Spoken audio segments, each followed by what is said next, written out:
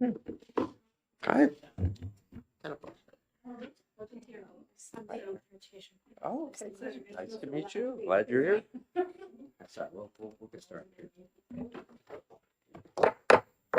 The hour being 10 o'clock, we're going to call to order this meeting of the Education and Finance Committee and begin the hearing on Senate Bill 584. In the absence of Senator Prentice, I recognize Mr. Pete Mulvey.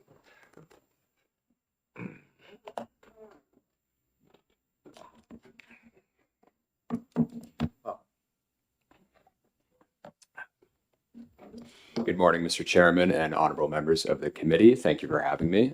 For the record, I'm Pete Mulvey, Director of Policy and Communications for the Senate Minority Office. I'm here to introduce Senate Bill 584 on behalf of the prime sponsor, Senator Prentice, who unfortunately could not make it today. Senate Bill 584 increases state funding for students receiving special education services in New Hampshire by substantially raising the per pupil differentiated aid amount included in the definition of an adequate education. Under current law, districts receive $2,100 per special education student.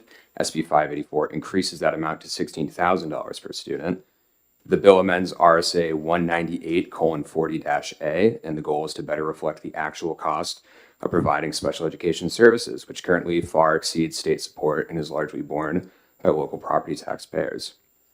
Senator Prentice did ask that should the committee adopt this, that they put forward a committee amendment to change the effective date to July 1st of 2027 as opposed to 2026. So in summary, this bill brings state funding closer to the real cost of special education. The current state contribution of $2,100 per special education student bears little resemblance to actual costs, which often range from $20,000 to $100,000 per student, depending on need. SB 584 acknowledges this reality by increasing differentiated aid to $16,000, significantly narrowing that gap between state support and local costs. The bill provides meaningful property tax relief because with inadequate state funding, this forces municipalities to rely heavily on local property taxes. Increasing state aid reduces pressure on the local property taxpayer and promotes greater statewide equity. This bill advances educational equity across communities, ensuring that a child's access to services does not depend on the tax base of their town. The bill strengthens compliance with federal IDEA requirements, reducing the risk of noncompliance, litigation, and costly out-of-district placements. The bill stabilizes school district budgets, enabling them to plan responsibly. It reduces long-term state and social costs. It aligns the state's constitutional obligation to fund inadequate education, and the bill's transparent formula-based funding increase ensures predictability, transparency, and fairness while minimizing administrative burden. The bottom line is Senate Bill 584 FN is a practical, responsible correction to a long-standing funding shortfall. It supports students with disabilities, relieves local property taxpayers, strengthens statewide equity, and aligns funding with the legal obligations and fiscal reality. Thank you for taking my testimony. I'll take any questions, but I'd respectfully ask that you defer most to the prime sponsor or subject matter experts in the room. Thank you, Mr. Mulvey. Any questions of the committee? Seeing none. Thank you. Thank you. Chair recognizes Marjorie Porter. Welcome back. Thank you. Thank you, Mr. Chair and members of the committee. For the record, my name is Marjorie Porter. I live in Hillsborough, New Hampshire. I'm representing myself this morning, although for a long time I did represent the good people of Hillsborough, New Hampshire. So it's nice to be back and see the friendly faces again. I'm here in support of this bill. It's school budget time again in Hillsborough, as in everywhere around the state. And our school board is working very hard to keep taxes down, to keep expenses down. As a matter of fact, according to their hearing facts sheet the other day, they have actually reduced the operating budget by $900,000. So they're really working hard to do this. 22% of our budget is equated to special education costs, but the amount of revenue that we receive in aid is only 0.3% of our revenues. We are required to provide these services by law, but neither the federal government or the state have lived up to paying their share of these expenses. The largest burden falls on our local property taxpayers. And in fact, 62% of our revenue comes from local property taxes, not the state, not the feds. We were reassessed this year, and although our tax rate went down, our property taxes went up. As I mentioned, I've had previous testimony. I thought I was testifying on another bill first, but as I've mentioned, tensions are beginning to rise between the school and the taxpayers. This is really unsustainable. The school is the center of our community. We need people to support us. And this totally increase of property taxes is not doing us well. I urge you to support this bill. Thank you. Thank you. Questions? Yeah. Senator Rosenwald. Just simply, would you believe it's really nice to see you here? Oh, it's nice to see you too, Senator. Thank you. Thank you very much. Chair recognizes Ms. Lorna Carlisle. Valley School Board, and I'm also on the Budget Committee in town. And I'm speaking, though, for myself as a taxpayer, because my taxes keep going up like everybody else's, and as the previous speaker said, people are getting furious. And what it's doing is also pitting the taxpayers against the school budget. And we already saw that last school budget year, they clipped $2 million off of our budget. We're trying to dig out of a hole now, and we're going to have another fight. And it's not going to improve education if you don't give us the tools to do it. And we're not extravagant, believe me. I see, since I've joined the school board, I see what we're spending money on. You know, you can cut a little bit here and a little bit there, but it's not going to work. And then also this, with additional funding, and hopefully it would eliminate some of the pitting the poor towns against the rich towns. And that's not good either. Education is going to benefit everybody. And it's important, and you have somebody move from one poor town to a rich town, or, you know, if you do this open enrollment, I don't see how that's going to work either. But again, we get somebody coming into our school district, if they're a special needs student, we have to take care of it. If they have to go outside the district because we don't have the capability, the transportation costs can run up to $100,000. And then you have the outside tuition for that. It's unmanageable. And again, it's mandated. We have to do this. So I just think it's not fair, and we've delayed this long enough. I mean, I'm old enough to remember the Claremont law decision, and nobody's really been doing anything. It's just kicked the can down the road. So I'm please asking you, make a start. It may not be perfect, but we have to do so. We know we have to do something. People's taxes are getting out of control, and there's going to be a revolt. You know, I mean, people start losing their houses because of taxes. It's just not going to work. Thank you for your time. Any questions? Seeing none. Thank you very much for coming in.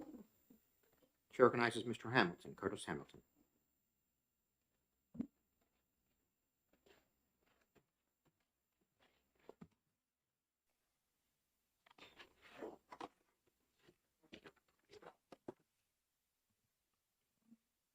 Good morning, Mr. Chair, members of the committee.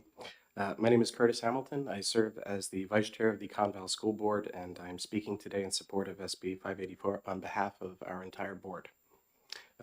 SB 84 addresses a fundamental flaw in how New Hampshire funds special education. Special education services are not optional. They are a legal, financial, and moral obligation that districts must meet regardless of cost, timing, or local capacity.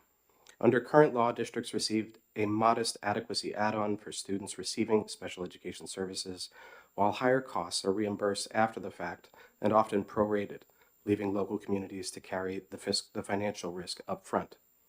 From the perspective of Conval, the impact of this approach is clear and measurable. Over the past decade, Conval's special education expenditures increased from approximately $9.5 million in 2016 to $17.5 million in 2025, an average annual growth rate of 6.27%. While the number of students receiving special education services increased steadily, the cost of providing those services rose much faster, reflecting increasing service intensity and mandated supports rather than enrollment growth alone. State support has not kept pace with those rising costs. In 2016, total special education aid to Conval, including both differentiated aid and reimbursements, accounted for approximately 12.23% of total special education expenditures. By 2025, that share had fallen to just 7.57%, even as overall costs continued to rise sharply. This decline reflects a clear downshift in responsibility. A growing portion of mandated special education costs has been transferred to local property taxpayers across our 9-member towns. This experience mirrors the findings of the legislature's own Commission to Study the Costs of Special Education, which documented rising costs statewide, heavy reliance on local funding, and the instability of reimbursement-based systems. The Commission's interim findings confirm that special education is no longer a marginal expense. It is a core and growing component of special education spending. SB 584 responds to this reality by recognizing special education as a vital part of education today, not a cost to be disputed after the fact.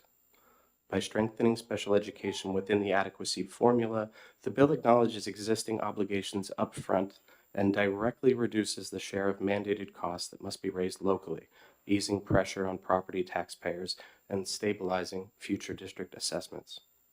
This approach does not eliminate excess cost reimbursement or the accountability that comes with it.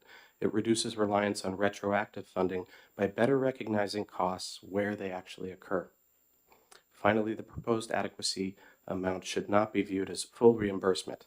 Statewide data show that the average cost of educating a student receiving special education services far exceeds current adequacy funding and remains well above the $16,000 amount proposed in SB 584. SB 584 represents a measured, realistic step toward recognizing those costs upfront rather than continuing to shift them onto local communities. Thank you. Questions of Mr. Hamilton? Seeing none, thank you for Thanks. coming in. Oh, Senator? Conval. Yeah. No. Also, Mr. Chair, it appears that, thank you. It appears that the audio feed is not connecting very well with the video feed, and people cannot hear it. People are cutting in and out. So just want to, Well, we can ask we need to to, have that addressed. we need to bring somebody. And Yeah. just wanted to give you the heads up that Okay, I'll leave Yeah. a copy of my testimony for the would record. be awesome. Thank you. thank you. Chair recognizes Mr. Zach Sheehan.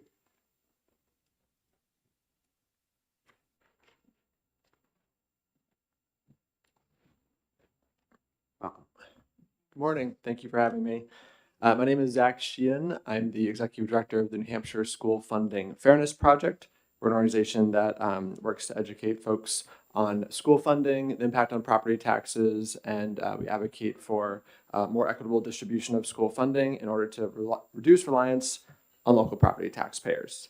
We're here in support of SB 584, which actually closely mirrors some legislation that was proposed last year, also looking at increasing special education differentiated aid throughout the state budget process, which did not move forward. There's a number of elements. I'll try not to repeat anything that's been said so far. There's been some good testimony ahead of me. A few more data points to consider relative to special education services. These are services that are provided to a significant number of New Hampshire students each year. During the most recently available data, we had over 31,000 students, roughly 20% of all public education students, who receive some form of special education services. And as noted before, the average additional expenditure associated with those services is over $31,000 per student. This is an average. It does vary quite a bit, but that's the average additional expenditure. In the adequacy formula, which is the main part of the school funding formula through which the state is saying, here's the amount of money that we're contributing that we think covers the opportunity for an adequate education, is only contributing about $2,100 per student receiving these special education services. So a pretty big gap between $2,100 and $31,000 on average. Last year, this was only about 10% of the total special education costs that public education districts spent last year. So 83% of all special education related costs are covered by local property taxpayers, which, as we know in New Hampshire, local property taxes and values vary dramatically across the state. So that's felt differently in different communities. Also, as noted, these are not optional services. They're required by state and federal law, and districts cannot reduce these costs as they fluctuate pretty dramatically, and again, they are required by state and federal law. Oftentimes, what this can lead to is very tense and contentious local situations where a few students might be receiving services that cost a significant amount of money. People in the communities know who those families are, and it really heightens tensions because now you have what feels like individual students and families increasing local property taxes, which is not a situation that any student, any individual, any family, or any community should have to face. But it is a pretty predictable outcome of the current lack of funding, specifically relative to special education. One last piece I wanted to highlight that has not been highlighted so far is since the last legislative session concluded last summer, there's been a ruling in the Rand school funding lawsuit. So this is a school funding case that has been brought by a number of taxpayers, not school districts. It was filed in 2022. The most recent development is that there was a ruling in favor of the plaintiffs last August in 2025. Two main pieces to that ruling. One was acknowledging the lack of funding from the state specifically related to special education services. The judge in his ruling outlined that the average cost to evaluate and reevaluate students for their IEPs, which is a very intensive and complicated and comprehensive process to make sure students are getting the services they need and are required. That costs about $1,600 per student on average. Yet the state is only providing $2,100 for all of the services, and most of that is eaten up just by reevaluating and evaluating students. In addition to that, and a significant amount of other testimony and data, the judge found that the lack of funding from the state relative to special education really underscores the unconstitutionality of the current system. The second piece of that ruling was because of the lack of funding and because the amount picked up is by local property taxes, that also violates previous rulings and the Claremont rulings that taxpayers are not being treated equally because they have different tax rates to pick up this burden that is being downshifted by the state. So SB 584 is a good step in the right direction to increase funding from the state for special education services. And we hope you would support this bill, and I'm happy to answer any questions if I'm able. Thank you very much. Questions of this gentleman? Senator. Thank you, Mr. Chair, and good to see you, Zach. Nice to see you here. In the Rand suit, and there was the ruling in favor of the plaintiffs. Was there any prescriptive action taken similar to the Conval suit, or I'm just not as versed in the Rand ruling? Can you give us a little more? Similar to the line that the rulings have taken, so the Rand ruling was also issued by Judge Ruoff, who was the Superior Court judge who oversaw the Conval ruling. And in the latest Conval ruling, in his court, in the Superior Court, and then also in this Rand ruling, he did not prescribe a specific amount or date. In the Conval ruling, he set a floor. We'll talk about that in a little bit in another bill. But in the Rand ruling, he did not set a specific number. He just outlined that the current levels were unconstitutional and provided the rationale and data to back that up. And he also did not outline, for example, you must do this by a certain date, which also has not been in any of the recent rulings. That did get appealed immediately to the Supreme Court, and so we're kind of waiting to hear on the process for the Supreme Court. Okay, may I follow up? Follow up. But the current $2,100 allotted for each special education student is unconstitutional. Yes, according to the Rand ruling, that number is unconstitutional. Other questions? Thank you very much. Thank you. Chair recognizes Mr. Mark Manganiello.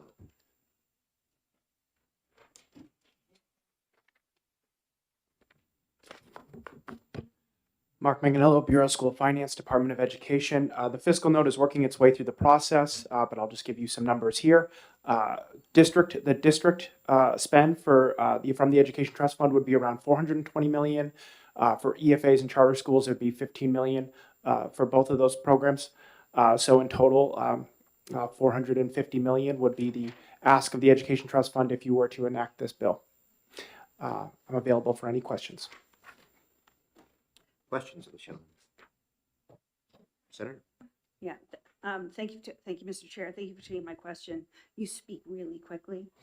Could you do that? Yep. Yeah, For- could you do that? For- I just wrote down your title before you were like, and you're like, and I'm done. Yeah. 420 million for Yes. district adequacy, Okay, 15 million for charter school state aid, 15 million for education freedom account state aid. okay. That brings us to the 450. Yes, Okay, Further questions? thank you. Seeing none, thank you very much. thank you. Yes. Mr. Trumbull, please. Chair recognizes Mr. Trumbull.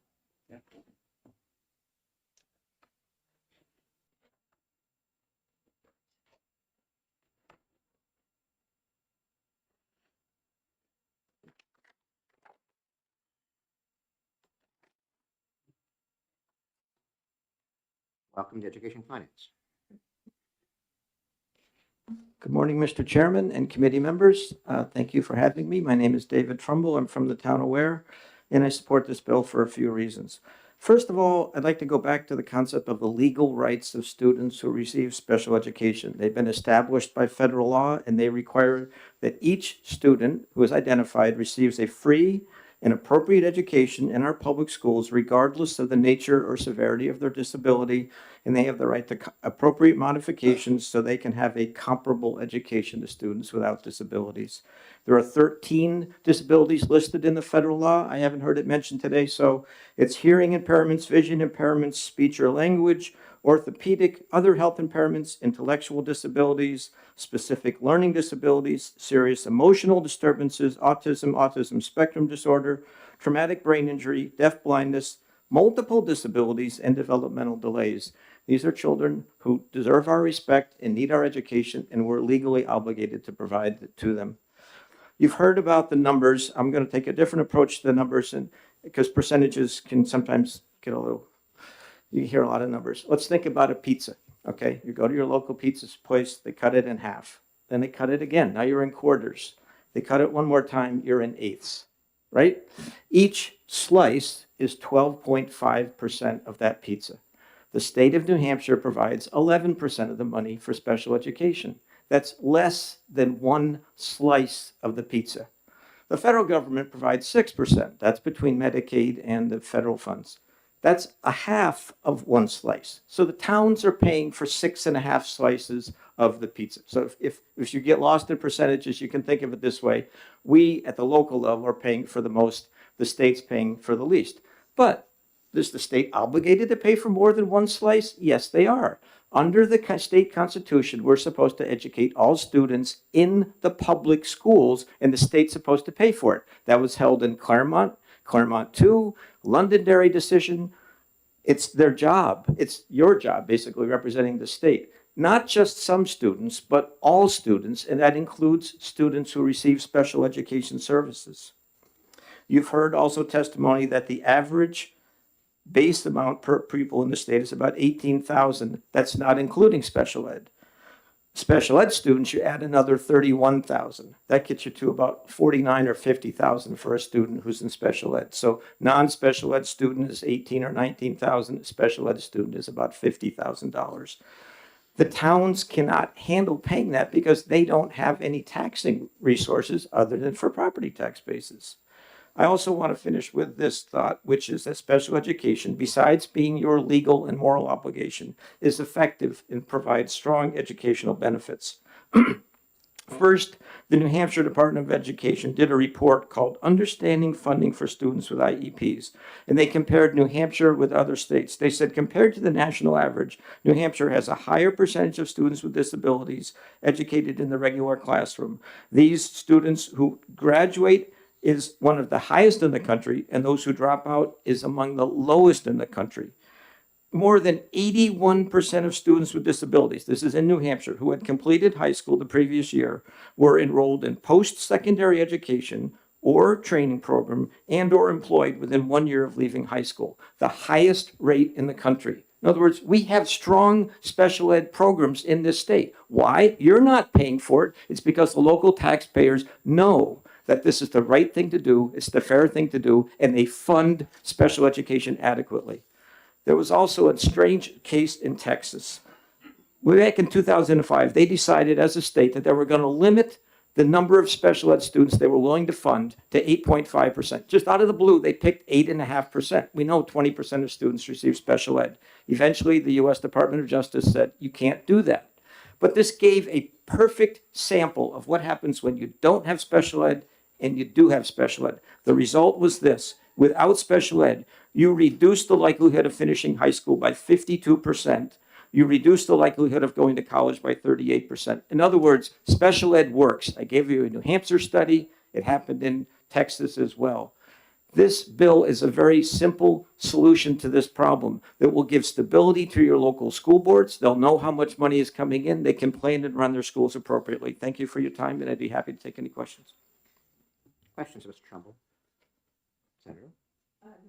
Oh, I saw you reach for the mic and I thought you were in. All right, any further questions? No. Thanks for coming in, Mr. Trumbull. Thank you, sir. Chair recognizes Ms. Michaela Demeter. I hope I pronounced that incorrectly.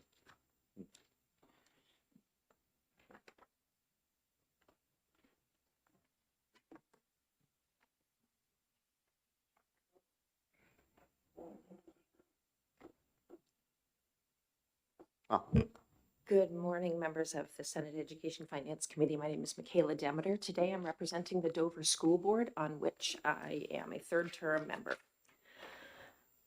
The bill before you this morning is simple and straightforward in concept, but the implications for all districts, including Dover, are significant. As one of the larger districts in our state, Dover enjoys the benefits of economies of scale that many other smaller communities do not. As such, our per pupil expenditure is about $3,400 less than the state average. This phenomenon does not carry over to our special education costs, however, as we spend on average about $3,000 more than the statewide additional cost for students who receive disability services. And I included a chart in my testimony so you can see the breakdown. I'll note that the numbers are from 2 different years. It is easy to find Dover numbers for this year, but it takes a little bit more calculation to find the 24-25 statewide numbers when it comes to differentiating out specifically the special education costs. So I pulled the numbers that I had most recently, which was 23-24. It's no secret that special education costs represent a significant portion of all school budgets. I'm not telling you anything you don't already know. The state's current contribution of $2,185 annually barely touches the true cost to districts. And at the local level, we're struggling to make up the difference.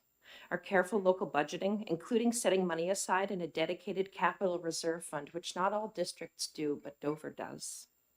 It does not fully cover the unexpected mid-year expenses that always come up, and truthfully, they really do always come up. Anecdotally, the past few years, generally around November, December, January, our business administrator starts bringing us numbers and says, you know how I budgeted more than I thought we might need, and I put an extra contingency in. It's already used up and we're over that. A couple of years ago, it was $2.4 million over that, the difference between August and November in Dover. For reference, Dover's annual budget this year is $102 million. $2.4 million over that is a significant addition. That was just about 2 years ago that happened. We had to find that money because we couldn't go to the taxpayers and ask for additional money.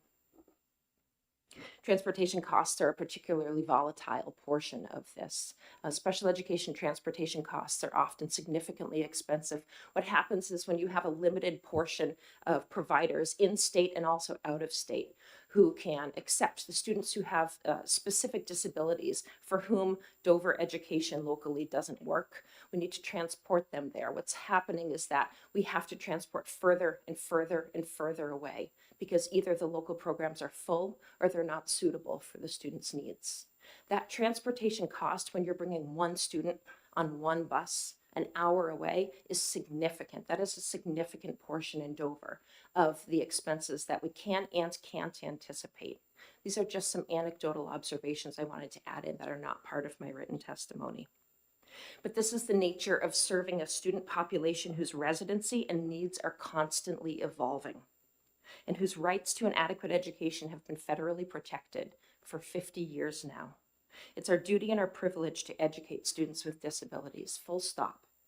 It's our duty and our privilege to educate students with disabilities. I'm going to depart from my typical formality, and I'm going to get really real for a moment on a personal level. I don't anticipate that this bill will move forward as it is currently written. Senator Innes, I saw your face when Mr. Manganiello said $450 million. This is a significant amount of money. I'm just being anecdotal with you right now. It's a significant amount of money. I understand that in a non-budget year, that feels like a non-starter, but it is beyond time for our state, for this legislative body to meaningfully address the needs that have been substantiated over and over again. It's beyond time. The data supports what I'm saying, but so many people before me have said. We cannot continue with $2,185 for an adequate line item per student. The real cost is over $31,000 additionally, beyond that $18,000 Mr. Trumbull just mentioned. The state's adequacy formula, it only covers 9.6% of the true costs of that. That's embarrassing. We need to do better for our districts. We need to do better for our students with disabilities. Our district in Dover, like all districts, we pride ourselves on providing an excellent education for all students, including those who need additional support. Until the state steps up to provide that meaningful increase in its funding, we will continue to struggle, and our local taxpayers will continue to feel the growing burden. So for all of these reasons, the Dover School Board as a full elected body urges you to move forward with meaningful funding for special education. The last thing I want to mention is just a specific note about the language in the bill. The way it is written right now, the number 2023 was crossed out to say 2026. And the number 2100 was crossed out to say 16,000. But the other two numbers, which were accurate in 2023, were not modified. I keep mentioning the number 2185. That's the actual number, not 2100, because we have a 2% built-in increase every year. It is important, if this bill moves forward, that the $4,100 that's listed for adequate education and the $2,300 listed for free and reduced lunch are also reflected to include the numbers that are accurate as of this year, or as of what would be the 2% increase to next year too. It's just a little a fiscal note from me, and I'm happy to take any questions. Any questions? Seeing none. Thank you for coming in. Thank you very much. Is there anyone else who has not signed up to speak on Senate Bill 584 that would like to do so? Seeing none. Close the hearing on 584. We will immediately move to Senate Bill 513.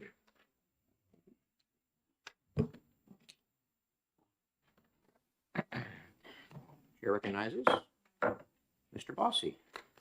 Thank you, Mr. Chairman, members of the committee. My name is Grant Bossy. I'm the Deputy Chief of Staff of the New Hampshire Senate, and I'm here to introduce Senate Bill 513 on behalf of Senator Darrell Abbas, the bill's prime sponsor.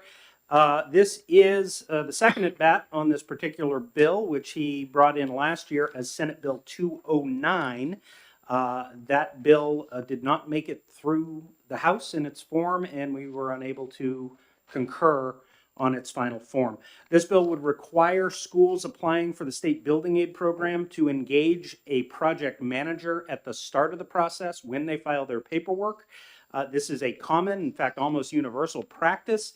It saves money, it improves efficiency, and Senator Abbas believes that in order to safeguard both state and local tax dollars, that we should require school districts to check this box before they file their paperwork for the school building aid program.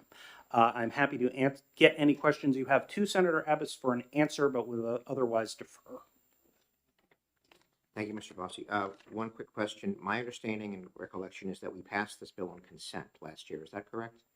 I don't have that in front of me, but it was not a controversial issue on the House side. They attached something to this bill. We attached this bill to something else. And the street fell over. It didn't make it through. Okay. Any questions? Senator Rosenwald. Yes, could you please ask Senator Abbas, because I don't see any other names signed up to speak. Just one, Oh, is it someone who neutral. neutral?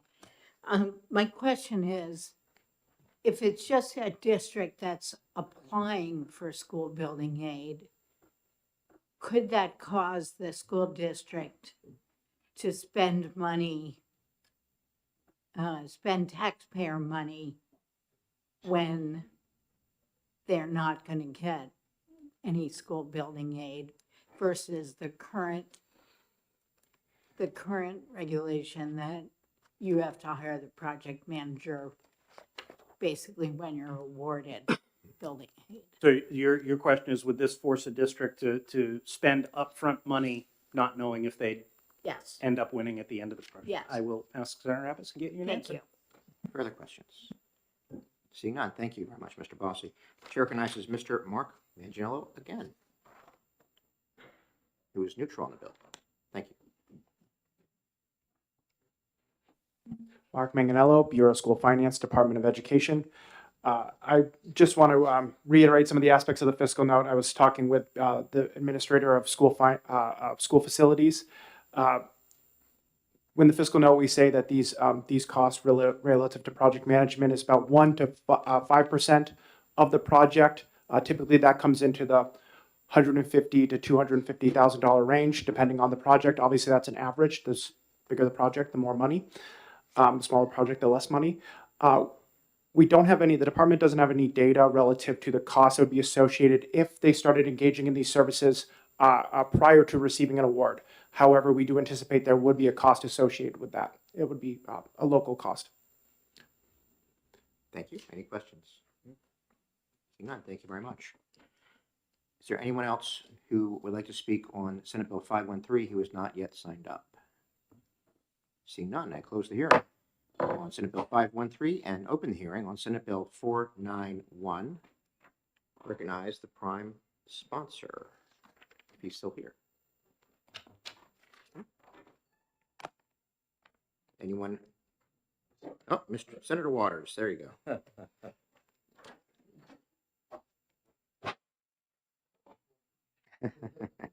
It's my fault for dragging us a few minutes behind. I'm sorry.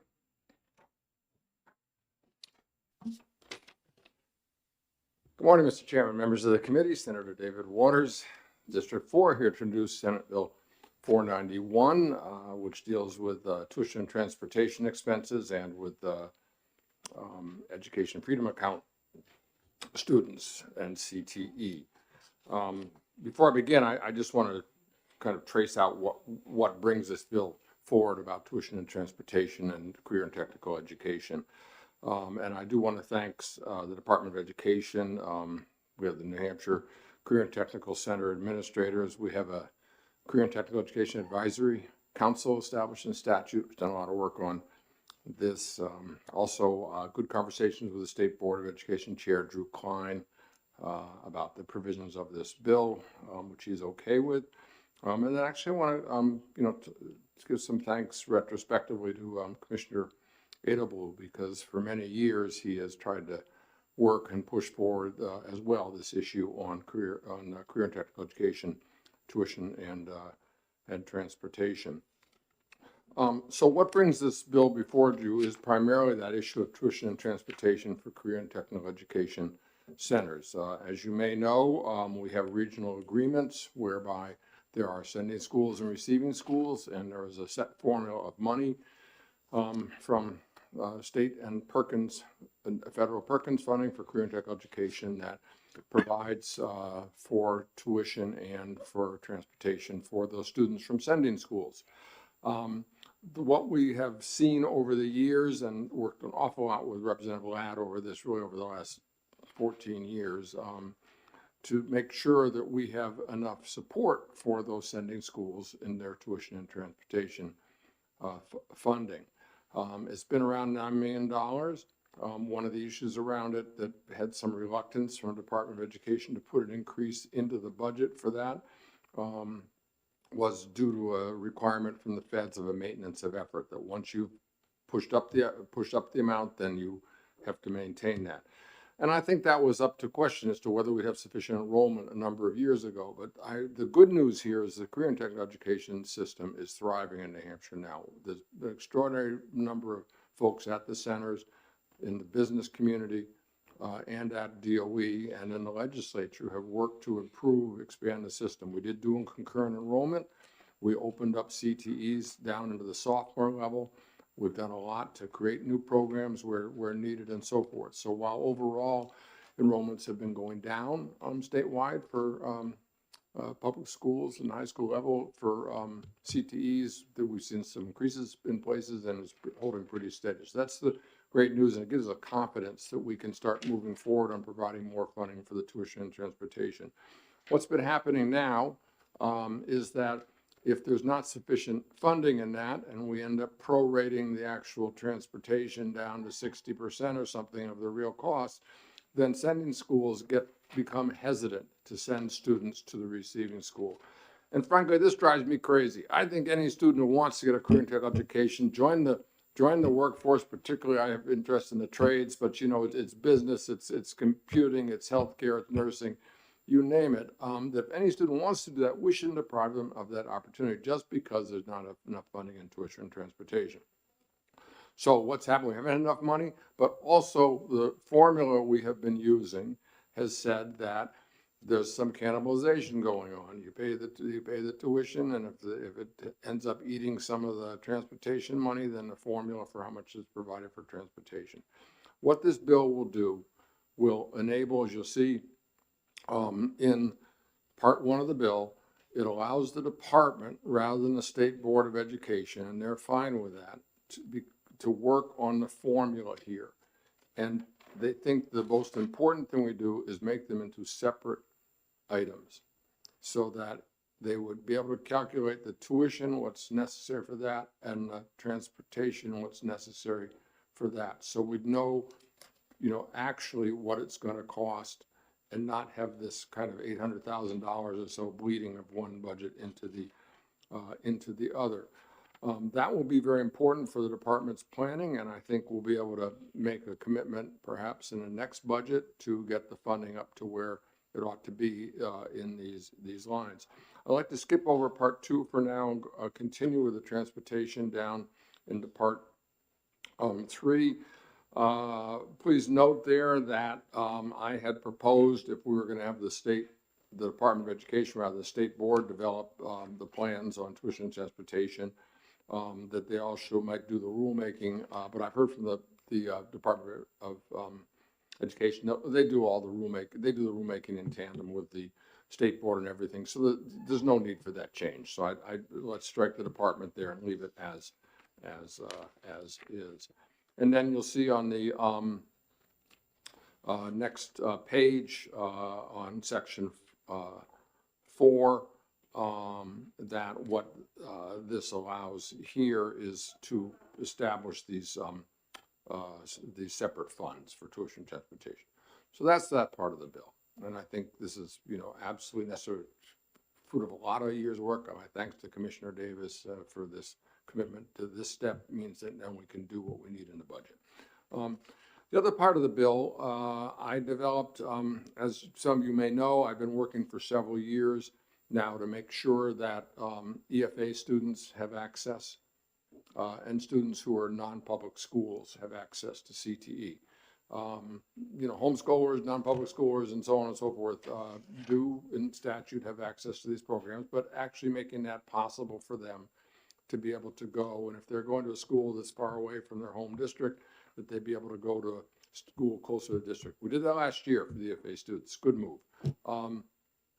What happened since I drafted this to try to say, basically to get those students who have EFAs who, if they really want to do a full CTE, it's about $10,000 tuition. The EFA grant doesn't cover that. If somebody's family's child wants to do CTE, they just ought to go to the public school and do their program, and that's fine. And that's their choice. What I had envisioned here is they have things called sampler courses for sophomores. And so you could go for a few weeks and, with a variety of programs, see, do I really want to do this? And maybe try one course to see if you really want to be an auto mechanic or or, you know, really want to go into healthcare profession, and that maybe we could have a formula to deal with that. What happened in the meantime, though, is the open enrollment, and you know, school boards across the state are trying to figure out, you know, in my district, Rollinsford, they'd like to welcome some more students, but they can't take too many.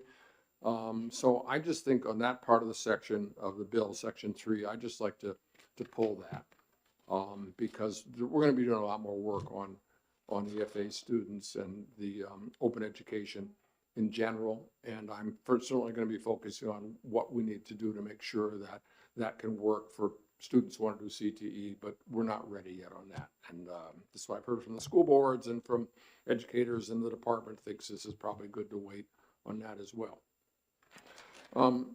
I will note for you too that if we take that section out, the physical note is no longer relevant, because the transportation bifurcation of the budgets is not something that provoked any kind of physical impact.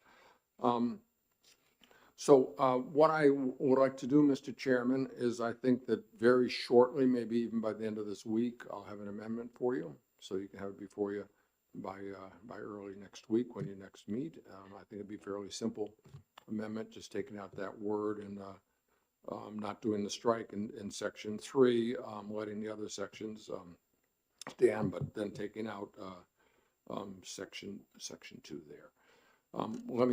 I forgot to mention the very last piece of the bill, paragraph 5. This is just to make sure that every EFA student knows about CTE. And what I envision here, they can put on their website. There can be a little flyer or something that the DOE can provide. The DOE can have on their website that the EFA students would know to go there to find out all about CTE. And, you know, I was thinking about, let's say there's a student who starts an EFA in 1st grade or something, and they go through their elementary school, they get into junior high and, you know, middle school and high school. And I want them to know, you know, I want them to know, if you want to do, here's this fabulous thing we do, career and tech education. If that's for you, please find out about it and come on board. So that section will stay as well. Thank you, Mr. Chairman. Any questions of the sponsor, Senator Rosenbaum? Thank you, Mr. Chairman. Thanks for taking my question. I think I heard you say that if we remove section 3, the fiscal impact goes away. But if we, to the extent that more students might join the EFA program, isn't there still a cost to the Education Trust Fund? Thanks for the question. Not in reference to this bill. This bill, if we take that section out, it just talks about the process for developing the tuition and transportation funding Okay, for the next budget. thank you.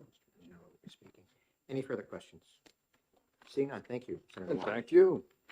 Chair I'll be recognizes. speedy, Mr. Chairman. I'll get that amendment to you. Oh, Okay? thank you very much. Look forward to it.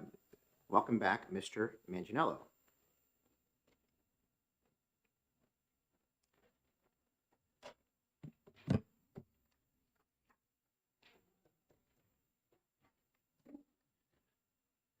Mark Manganiello, Bureau of School Finance, Department of Education. So I want to talk about when the EFA program was being developed, there was a couple of principles that were established in state law, or policy principles that were established by when the law was being enacted. And it relates mostly to adequacy, and adequacy is not really discussed in this legislation. Although Senator Waters discussed some of the policy issues that are being seeking to be addressed in this legislation. So when EFAs were enacted, there was some policy principles that were established was double dipping. So the concept of double dipping. So if we have a student that's receiving public funds, that student doesn't receive the same public funds essentially twice. So that's the policy of double dipping. And the way we enact it, we look at all of the students who receive public funds and we ensure there is no double dipping. There is an exception with VLAX part-time enrollment, but if you receive an education freedom account, your district is not also paid with the same adequacy allotment. The other policy principle is that when you go to a district and you receive state money, the district is responsible and you receive state money to implement that responsibility. Same is true with charter schools, and same is true with education freedom accounts. So if you essentially when you accept the education freedom account, you're accepting responsibility to pay for that education. So going down this path potentially creates some disharmony with those policy principles. So if we, just like Senator Waters discussed, the way it typically rolls out in current practice is an education freedom account student shows up to a CTE center and they would like to take courses. Typically, a CTE center would ask if they're an education freedom account student or not. And if they are, they could elect to have that EFA money essentially come from the scholarship org and pay for the CTE services. As Senator Waters pointed out, that might not be financially rational. So potentially what they would do is disenroll from the EFA program because we cannot have double dipping, and then they'll roll in their district. Then district adequacy would go to the district, and then the district would be financially responsible, and they'd be out of the EFA program, and they would receive the CTE services like any other district public school student. The other option that may occur is the district might just educate the student free of cost. So the student would retain their EFA, and either the receiving or sending district would absorb those costs. So that's how it currently works in practice. And the bill here just walked through a few scenarios of how this bill would seek to change that. But it would essentially, the district, what would likely happen is the student would keep their EFA. The district would be paying, sending district would be paying the receiving district. But I would not be paying adequacy to the sending district. So we wouldn't violate the double dipping principle. However, the district would be responsible for educating the students by sending over that CT tuition money, but they wouldn't receive adequacy for it. So it would, to not violate that principle, essentially there'd be no double dipping inadequacy. But these are policy considerations that come up. So does that, no? Do you have any questions? Thank you, Mr. Chair. I'm not following you with the third part of how that's not double dipping. From the way I understand the program works, if someone from one of my sending high schools goes to the Seacoast School of Technology, the sending high school pays for that. So if you're an EFA student, you do not go to one of the Exeter High School or Winnacunnet High School or Portsmouth High School in my district. You have elected to be an EFA student. Yeah. And you don't have to spend EFA money at a school. You can do all manners of things with EFA money. So are you saying that I could take a student, bring them over to a CTE and not have to use that EFA money? That's what's being proposed here. Right. That's what's being proposed here. Under current practice, and if this was enacted, there would be no double dipping. So under current practice, I'm only paying adequacy for one student, so there's no double dipping. And under this proposed bill, there would be no double dipping because the district would be sending over money to pay for those CT services. The student would receive they would maintain their EFA status, but no adequacy would go to the district. So would they have to spend that would they have to spend their voucher at the CTE in order for this to work, this scheme to work? Under this proposed legislation, No. they would not. Under current law, the district makes the choice to either charge the EFA or provide free services. Yeah, okay. So if this goes as it's, even with the proposed amendment, a family that's receiving voucher money can spend that on something else and still go send their student to the Seacoast School of Technology. And who picks up the cost?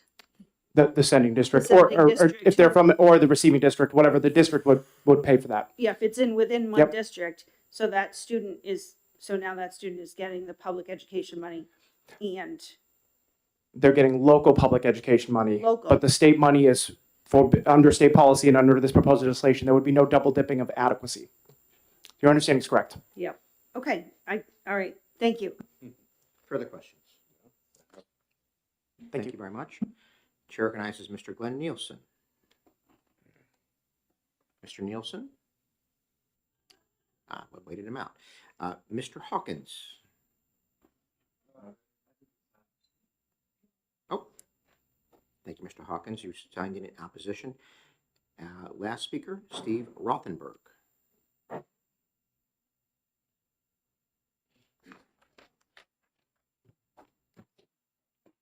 Welcome.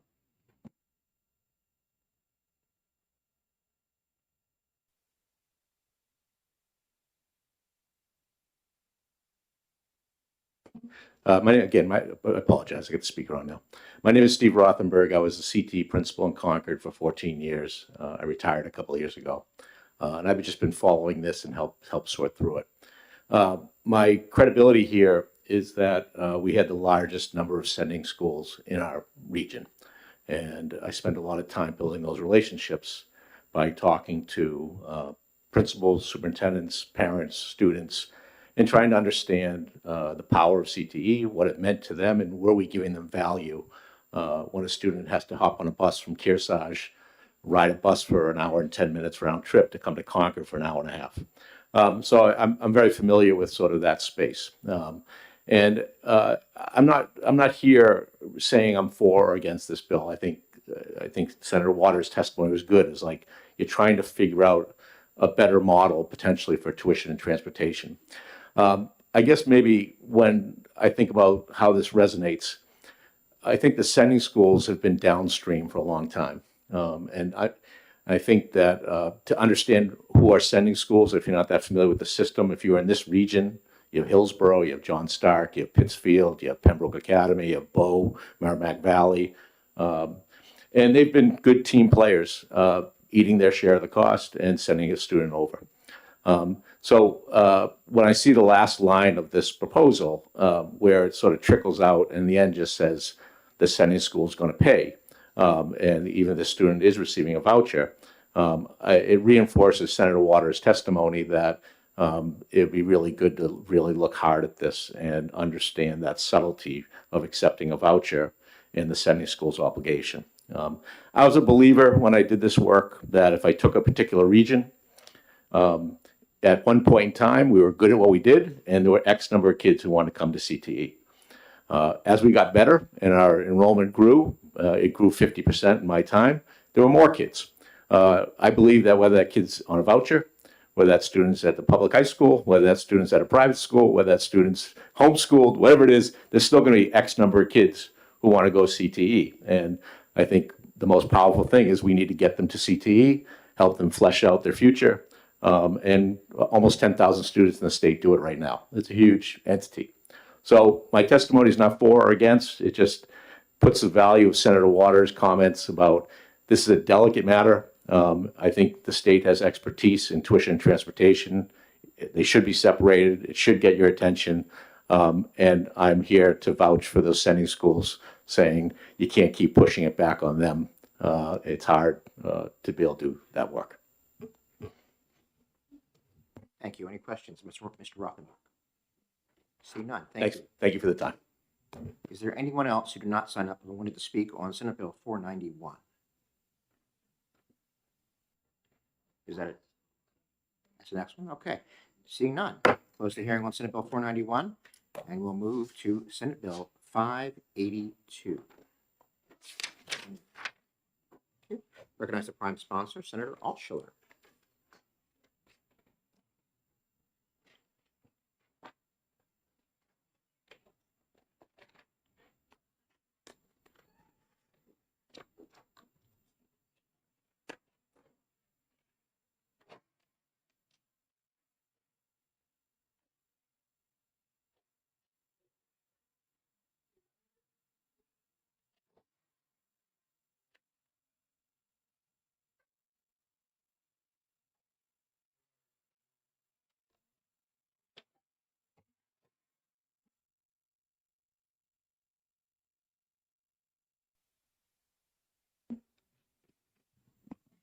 Good morning. Thank you, Chairman Murphy and honorable committee members. For the record, my name is Deborah Altshuler. I represent Senate District 24, which include the towns of Exeter, Greenland, Hampton, Hampton Falls, Northampton, Rye, and Stratham. Senate Bill 582 will bring the New Hampshire legislature, which is responsible for providing funding for the base cost of an adequate education, into compliance with a court decision from November of 2023. The Kentucky Valley School District, commonly known as Conval, versus the state of New Hampshire, was brought by the New Hampshire school districts and taxpayers in 2019. The trial court initially granted summary judgment in favor of the plaintiffs on one of their claims, ruling that New Hampshire's school funding law was unconstitutional.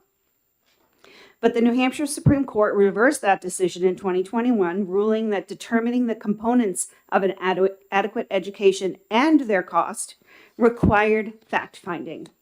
The case was sent back down to the Superior Court for trial, where superintendents, school district personnel, and other school finance experts testified. In November of 2023, after a 3-week trial, Judge David Ruoff found that the base adequacy amount determined by the state to be $4,100 per pupil was inadequate. Per pupil base adequacy is the amount required to educate one student with no additional needs.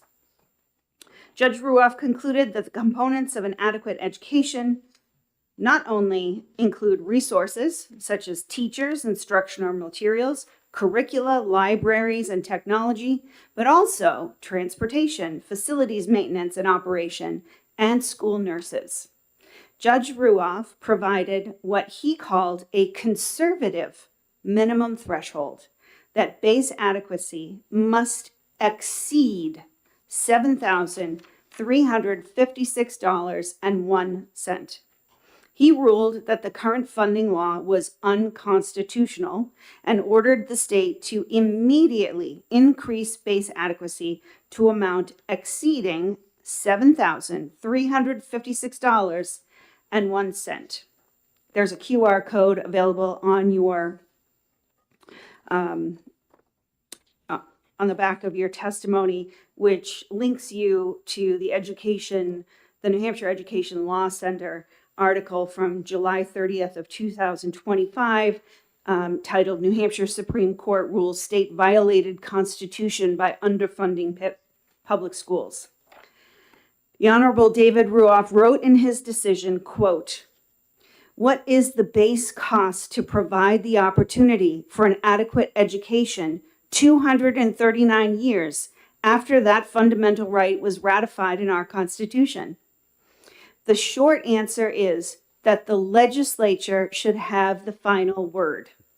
But the base adequacy cost can be no less than $7,356.01 per pupil per year, and the true cost is likely much higher than that. At a minimum, this is an increase of $537,550,970.95 in base adequacy aid to New Hampshire schools. Thus, the current allocation of $4,100 per pupil is unconstitutional. The QR code you have on the back of your testimony links you to the decision in Conval v. New Hampshire. I have provided you with pages 1, 2, 3, 55, and 56, which give you the summary. To further clarify Part 1 of RSA 193E:2-B, lines 12 through 19 itemize the expenditure categories that are the, quote, resources necessary to provide essential programs. That's line 10 of the bill. We are constitutionally obligated to correctly fund an adequate education for Granite State children. I urge this committee to recommend Senate Bill 582 ought to pass and send it to the Senate Finance Committee for discussion and to bring us into compliance with this ruling. And I'm happy to take questions. Thank you, Senator. Any questions of Senator Rosenwald? Thank you, Mr. Chairman. Thanks for taking my question. Do you have any insight into why the Department of Education has not come up with a fiscal note that being first asked for information on September 30th? I do not. We have followed. Conversation. No, and there was a follow-up in December too, so, I don't know what to tell you. They have not responded yet. I will add, though, that people who have responded are the 229 people who have written in support for this bill, and there are 11 opposed. So we know that New Hampshire is ready, and our property tax base payers are ready for the state to assume its responsibility. Thank you. Further questions of the sponsor? Seeing none. Thank you very much, Senator Thank Armstrong. you. Chair recognizes and welcome back Ms. Marjorie Porter.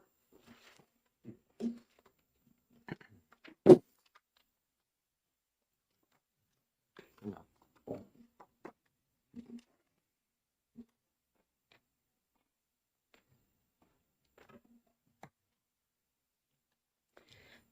Thank you, Mr. Chair and members of the committee. Again, for the record, I'm Marjorie Porter. I live in Hillsborough, and I'm representing myself today. And I hope that you will indulge me a little bit. I'm getting old, and I look back on the history of my life and question things. I want to tell you a little personal history. My late husband was born in East Washington, New Hampshire in 1950, so 76 years ago. He had to leave that community when he got to be school age because his parents were not satisfied with the quality of education he would get in that town at that time. When we looked through her remaining documents after she passed, we found a draft of a letter to the editor she had written bemoaning the way New Hampshire was paying for its education. 1955, she wrote that letter. As a teacher in New Hampshire public schools in the 1980s, I became aware of the Augenblick formula. Do you remember the Augenblick formula? If you don't, it came out in the 80s, late 80s, and it was a way to fund education.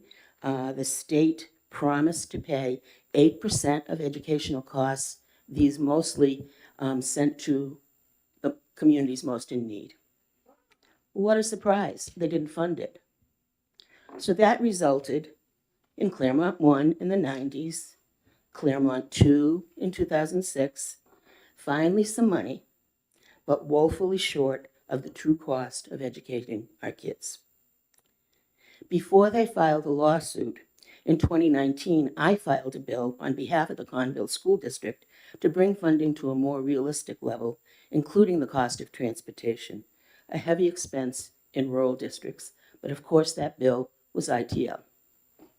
Now we have the Conval and Rand court cases, which the legislature seems bent on ignoring once again.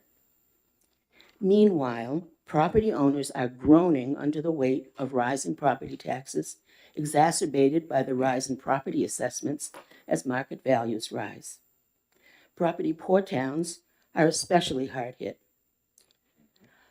An acquaintance of mine recently sold his house in Tufton Borough on 12 acres of land for $1.5 million. My humble ranch on 0.2 of an acre in Hillsborough is assessed at $279,000. The amount of property tax for each, $6,000. That's not very fair. The people of New Hampshire really do cherish their public schools, and they've continued to fund them despite the state's failure to live up to its responsibilities. This is beginning to pit the taxpayers against their schools, and that's a very unhealthy situation. SB 2 seeks to remedy that situation. It's been 75 years, people, 75 years. It's time to do what's right. Thank you. Thank you. Ms. Porter, any questions? Senator Alston. What was the name of the formula that you? Augenblick. He was a professor. He created this formula. I don't know an awful lot about him, but it's Augenblick. Was he New Hampshire? Or- Yes, Oh, this is okay. New Hampshire, yeah. That's what they were using when I started teaching. Thank Other you. questions? Seeing none, thank you, Ms. Porter. Chair recognizes Ms. Lorna Carlisle.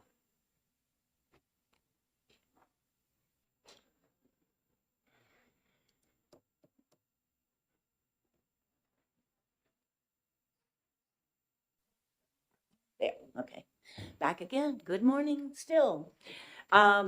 This is pretty close to the other bill, so I don't want to repeat too much or whatever, but I do think we know the cost of education is at least around $20,000 per student. It's just so important that we have an educated student body. I know when I was working, the manufacturing firms I called on, the most important thing was an educated workforce. And if we're not providing that, then where are they going to go? They're not going to come to our state. So I think it's all linked together. Also, the fact that the taxpayers are paying so much, this affects affordability both for people that are retired on a fixed income as well as people who are trying to buy their first house, and they might be able to afford the actual house, but not the taxes. So it's all linked together. But I think the biggest thing is this is about priorities. And we're supporting these EFAs, we're talking about, oh, it doesn't affect the schools. It does affect the schools because if enrollment goes down, we still have a building, we still have transportation, we still have teachers' costs. So the cost per pupil is going to go up, not down. Because unless you take all of the kids out of one classroom. So I'm just saying, it's like, let's focus on the public schools. This is what we grew up with, and this is what we should be supporting.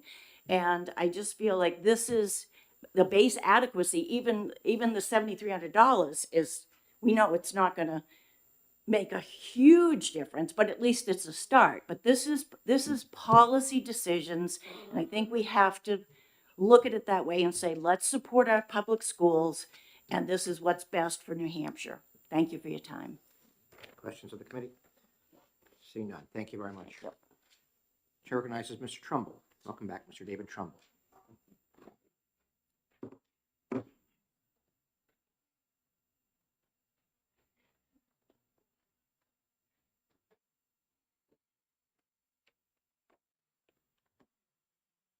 They only have one, sorry.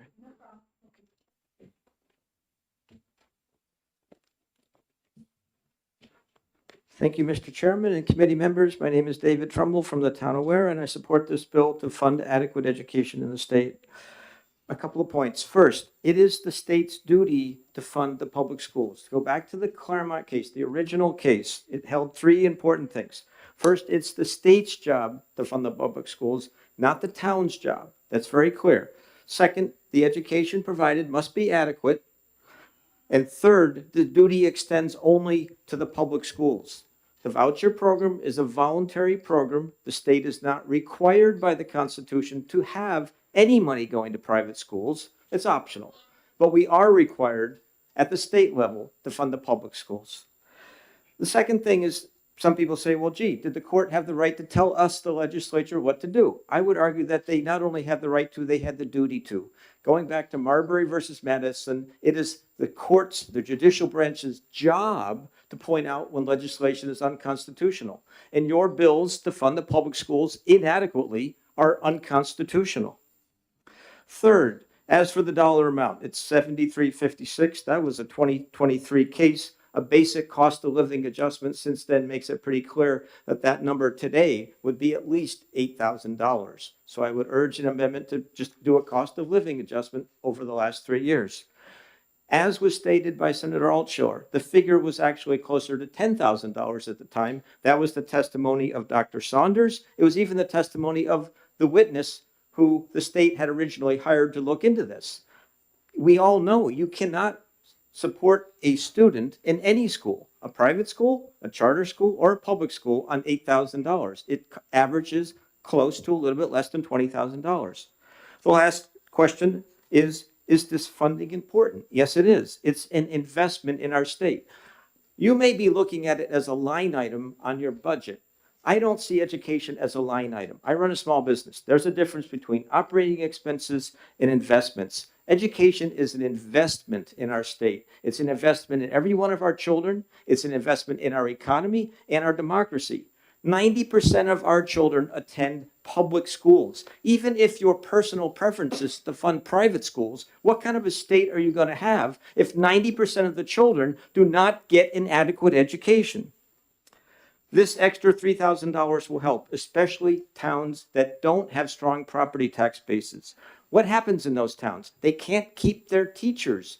Young teachers go into these towns, they get classroom experience, and then they move to an adjoining town where they can make $10 or $15 or even $20,000 more, perhaps even be able to buy a home of their own. But if they stay in the town with a low property tax base, they can't do that. Also, the towns with low property tax bases do not have adequate AP courses. How can we have a state where some towns only offer 3 or 4 or 5 AP courses and other towns offer 30 or 35 AP courses? When you don't have enough money in the low property tax towns, they are going to cut art, reading programs, music, and extracurriculars.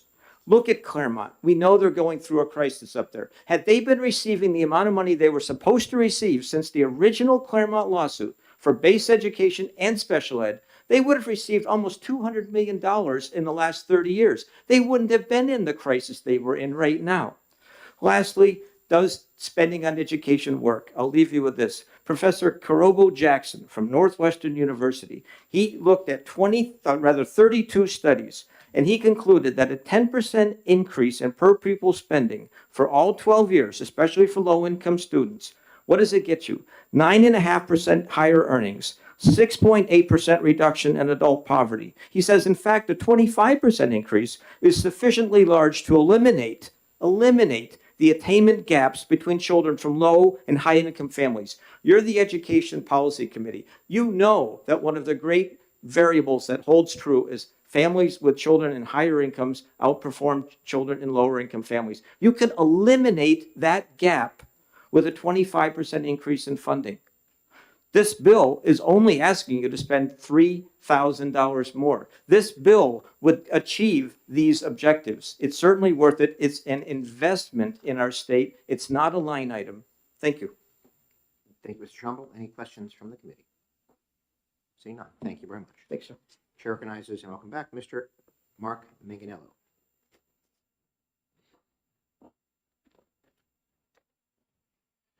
Mark Manganello, Bureau of School Finance, Department of Education. The fiscal note is working its way through the process. This bill would go into effect in fiscal year 28. The Department of Education has an official estimate for fiscal year 27. Fiscal year 28 is a little bit harder to forecast. A lot can happen with student data, poverty, and property values. It could impact all aspects of state funding, which is adequacy for districts, charter schools, and EFAs. Generally, the cost would be around $500 million to the Education Trust Fund in fiscal year 28. Any questions? That's a 1 year or 2 year? It would be ongoing. $500 million starting in fiscal year 28. Thank you. Senator. Yeah, thank you very much. It's my understanding from the chair that we will not be executing this today, but possibly next week or thereafter. Will we get that fiscal note prior to our discussion? I can't guarantee that. It's going through the process. Yeah. I can just email the committee my numbers because Okay. I think it's made it through NHED. It might now be in, there's a lot of hands that have to touch it. So it might be in the LBA's possession. I don't know. But I'd be comfortable giving you those numbers. Okay. Is there some way to find out where it is in the process, and maybe we can go chase it down? Or Yeah, I mean, I could go right up next door. Oh, okay, Yeah. great. Thank you. I'll I'll take your numbers too. But it's going to be basically I don't have a firm, precise estimate for fiscal year 28 because I don't have that too much. I'd have to build a lot of assumptions, and but generally the cost would be $500 million. And if you, as a policy, you move this forward to Senate Finance, we would get even deeper into the weeds with those numbers and assumptions and build out some modeling that you'd actually put on a surplus statement or budget appropriate. But we would all spend more time with finance to get into the weeds. So the number I'm going to give you is an estimate, essentially, just a rough estimate. Senator Ennis. Thank you. Good morning. So if this bill as written were implemented, there'd be several $100 million costs. But as written, wouldn't it result in a reduction in state support to some schools if we put them at the 77,000 whatever number per student? I'm looking at Franklin, for example, potentially a $4 million reduction in state support because there's differential aid right now. Or am I misunderstanding something there? I don't have a town by town for you. I'd have to Okay. dig deeper into that. All right, because our estimate is $4.3 million reduction in support to Franklin, a school that I visited, and I can tell you they can't handle that.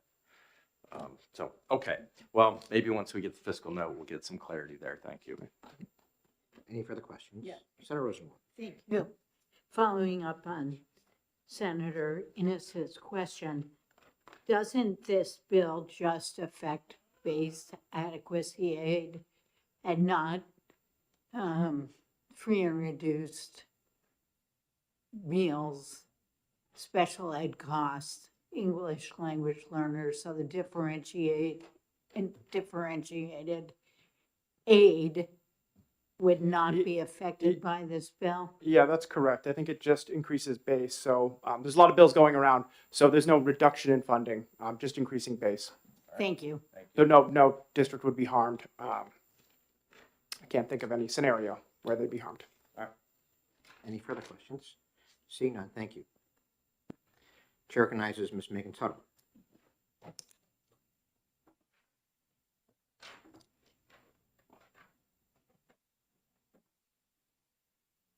Welcome, Ms. Tuttle.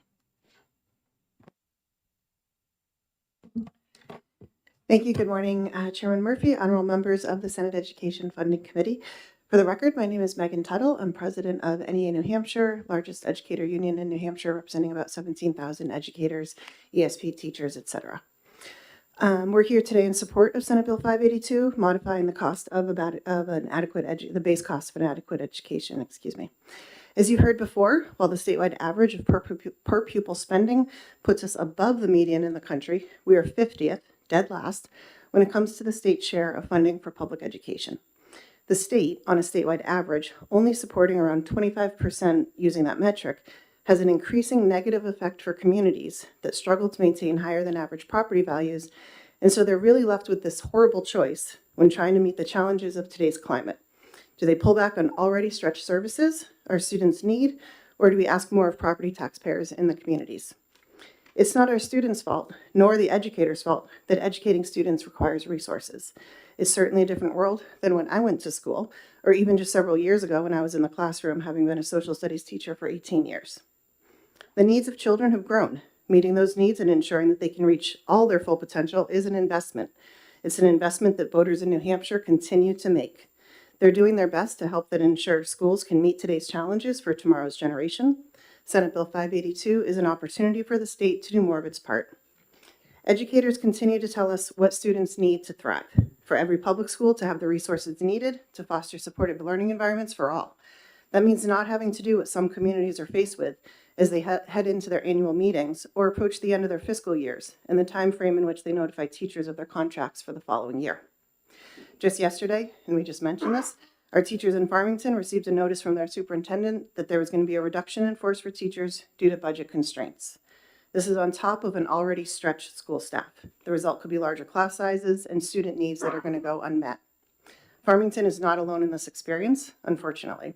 Just 2 days ago, the Senate Finance Committee recommended passing Senate Bill 101, a mandatory open enrollment bill. That bill, along with maintaining the status quo and not responding to the call for increased adequacy funding, will set off an even greater inequity in our state, leaving those poor communities at more of a disadvantage than they are now. We still have a shortage of educators in this state, ESP, teachers, etc. Educators across the state are tired of making do with less, fewer resources, outdated materials, antiquated buildings, and overburdened staff. The court's right, the status quo is unacceptable, and change is long overdue. We respectfully ask the committee to find Senate Bill 482 ought to pass, and thank you for your consideration. I will get written testimony submitted. I don't have it on hand, but I'll get it submitted online today for you.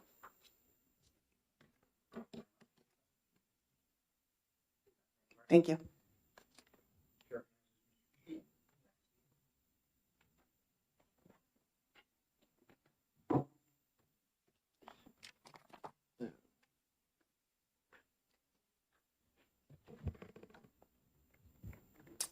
Good morning still again. My name is Zach Sheehan. I'm the Executive Director of the New Hampshire School Funding Fairness Project. We are also in support of Senate Bill 582. Again, I will try to not repeat facts and figures that previous testifiers have submitted. A few other pieces of context. I think it's really important to understand that while this bill is anchored in the Conval Supreme Court ruling, which again, just to reiterate, that is a Supreme Court ruling from the New Hampshire Supreme Court. The case is done, closed. There was a motion to reconsider filed by the state that was unanimously rejected by the Supreme Court. And the ruling was that the increase to base adequacy should be at least $7,356, but likely higher. And that was the minimum conservative threshold. The gap between that is, as it was recently referenced, about $500 million per year. I think it's important to underscore that the conversation and the ruling are about shifting that responsibility from property taxpayers to the state. The case never was about, and the ruling never was about, increasing total public education spending by $500 million per year. The base of the case, the entire structure of the ruling, is about shifting that responsibility, to use a previous analogy, not increasing the size of the pizza pie, but shifting who is responsible for what elements. Ideally, shifting that off of local property taxpayers, who currently pick up over 70% of all education spending in the state, compared to the state's barely 20% contribution. The court went line by line, gave plenty of examples of why this number is a bare minimum. Another element I'd like to point out relative to these discussions is what did the state say? So over a 6-year court case, millions of dollars spent on out-of-state counsel to come in and defend the state, in addition to, we don't know how much that was spent by state employees from the Department of Justice. Not one piece of evidence was ever presented during that entire case to defend the amount of funding the state currently contributes to an adequate education. Never once did they say $4,100, or when the case was filed, $3,600 is enough. Never once did they say this money covers an adequate education. Never once did they say that this money covers a portion of transportation that was at the heart of the Conval lawsuit. Never once did the state ever provide any evidence that the amount of funding provided is enough. Instead, they spent 6 years attacking the numbers brought by the school districts, trying to undermine and discredit witnesses and experts. None of that upheld in the rulings, as we can see from the Supreme Court ruling in favor of the districts. One last piece I'd like to point out, I handed around something that I know you all received last year, but I thought it was important to elevate, which was a letter signed by 438 individual local elected officials around the state. So these are school board members, mayors, city councilors, from 145 different towns and cities. It's a pretty comprehensive letter, effectively urging the legislature to increase school funding for the purpose of providing more stability, support, and helping reduce the reliance on local property taxpayers. In my opinion, this is a pretty broad group of folks. You should find people in your districts, every single one of you on this list. In addition, I can pass around a petition that was also signed by folks, 1,900 people from over 200 individual cities and towns, just constituents, effectively asking the same thing, to please prioritize and increase funding from the state to help shift some of this responsibility off of local property taxpayers. I'm happy to email these over if helpful, because there's some hyperlinks included, and I'd be happy to answer any questions. Thank you. Questions, Mr. Sheehan? Seeing none. Thank you. Chair recognizes Ms. Deborah Howes.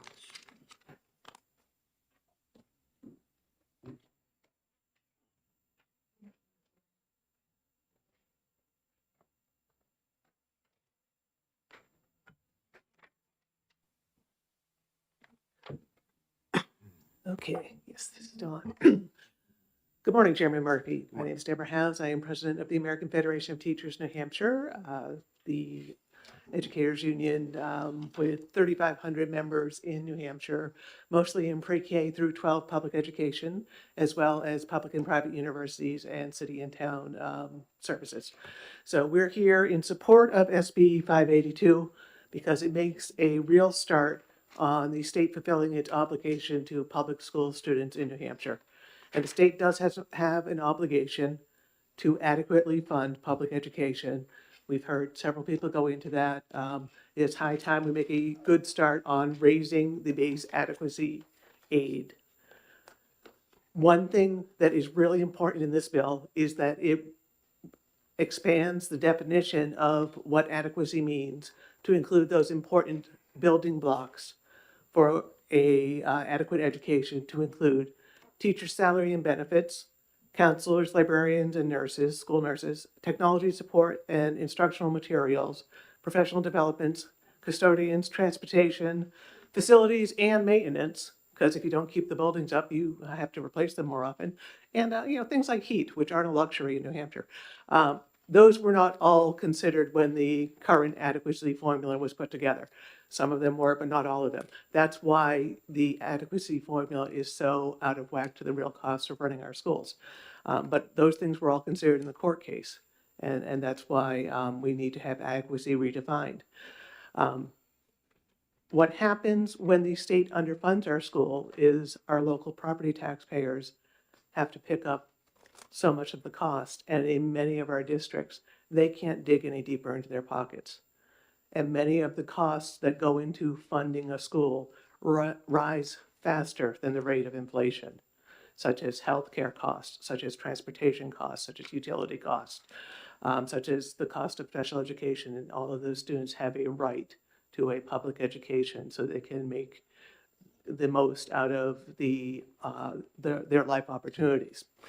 So when local property taxpayers can't dig any deeper into their pockets because the pockets are empty, you end up with larger class sizes, you end up with fewer electives and AP classes, you end up with limits on your CTE programs or your ability to send kids to CTE programs. Reduce reading and math intervention in your schools, fewer counselors, librarians, paraeducators, and nurses, aging buildings, outdated materials, maintenance that's put off. That means taxpayers often have to pay for catastrophic failures rather than taking care of things when problems start occurring. Why this bill helps? It improves student learning conditions and will improve student outcomes. Data does show that steady, sustained investment in public schools is one of the best things you can do to improve student outcomes. It reduces pressure on local property taxpayers who currently often pay twice for things because they have to reach catastrophic failure before they get attention. And it brings stability to districts in planning instead of constant budget crisis. Courts have said the legislature must increase per student funding. SB 582 is a concrete step towards compliance, and it does deal with just base adequacy, so it does not reduce any other part of the formula. Every year of delay is lost learning time for our students that they can't get back, and 3 generations of students have gone through our schools since the original Claremont case.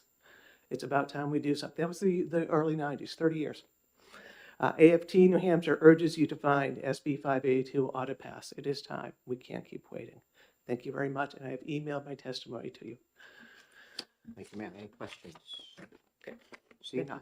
Good to see you. Thank you. Chair recognizes our final speaker signed up, Senator Tim Lang.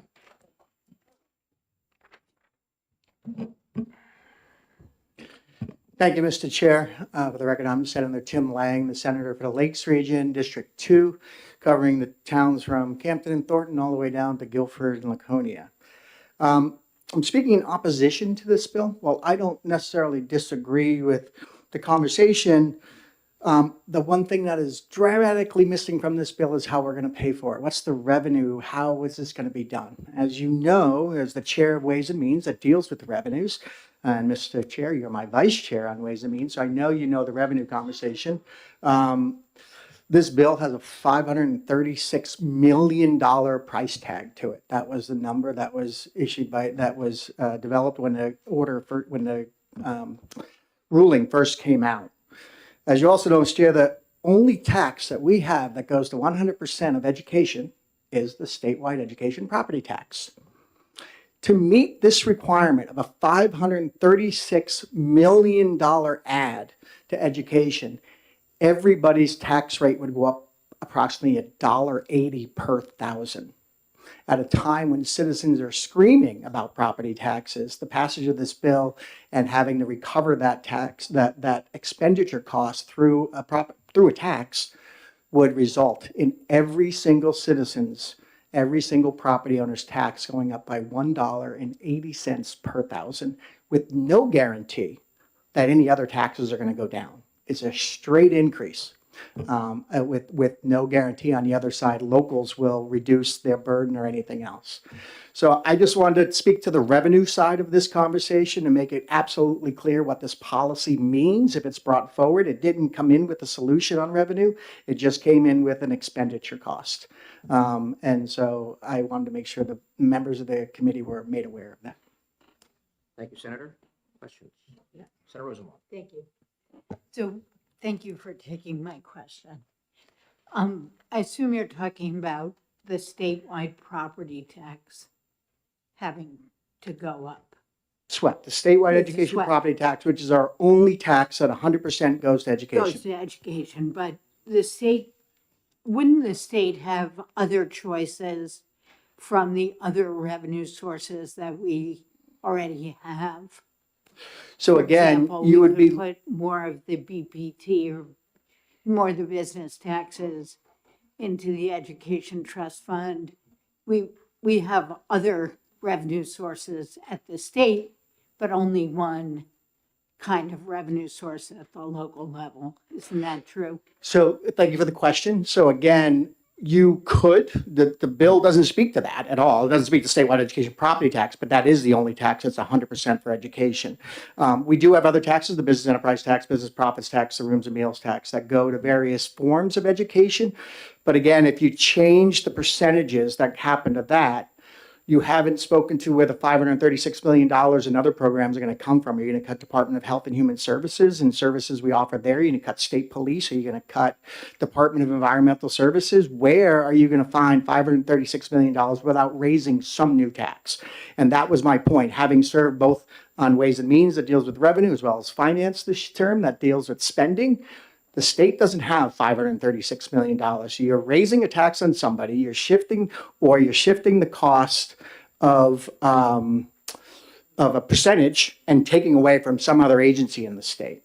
So again, the only way to meet this and the only tax that goes to education specifically is a statewide education property tax. And to raise $536 million, you would have to increase that from $1.22 to over $3 per thousand.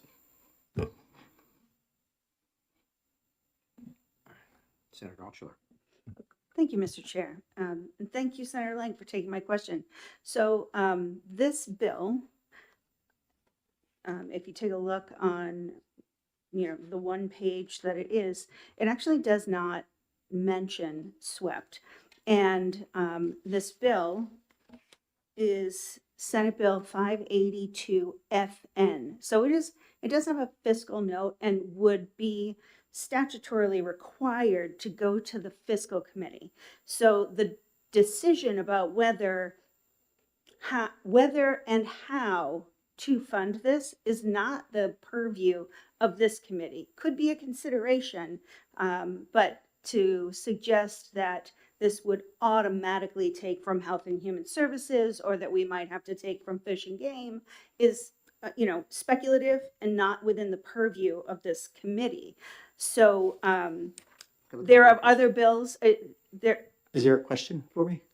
My question is, are you aware that this will go to finance should it pass through the Senate? So again, I understand it's an FN bill, and by Senate rules, all FN bills, unless waived by the chair, would go to finance. And I was just pointing out, again, the implications of the bill and the revenue stream, because it's completely silent on how we're going to pay for it. Just ask for more spending and completely silent on how that spending would be accomplished, because it's a $536 million ad.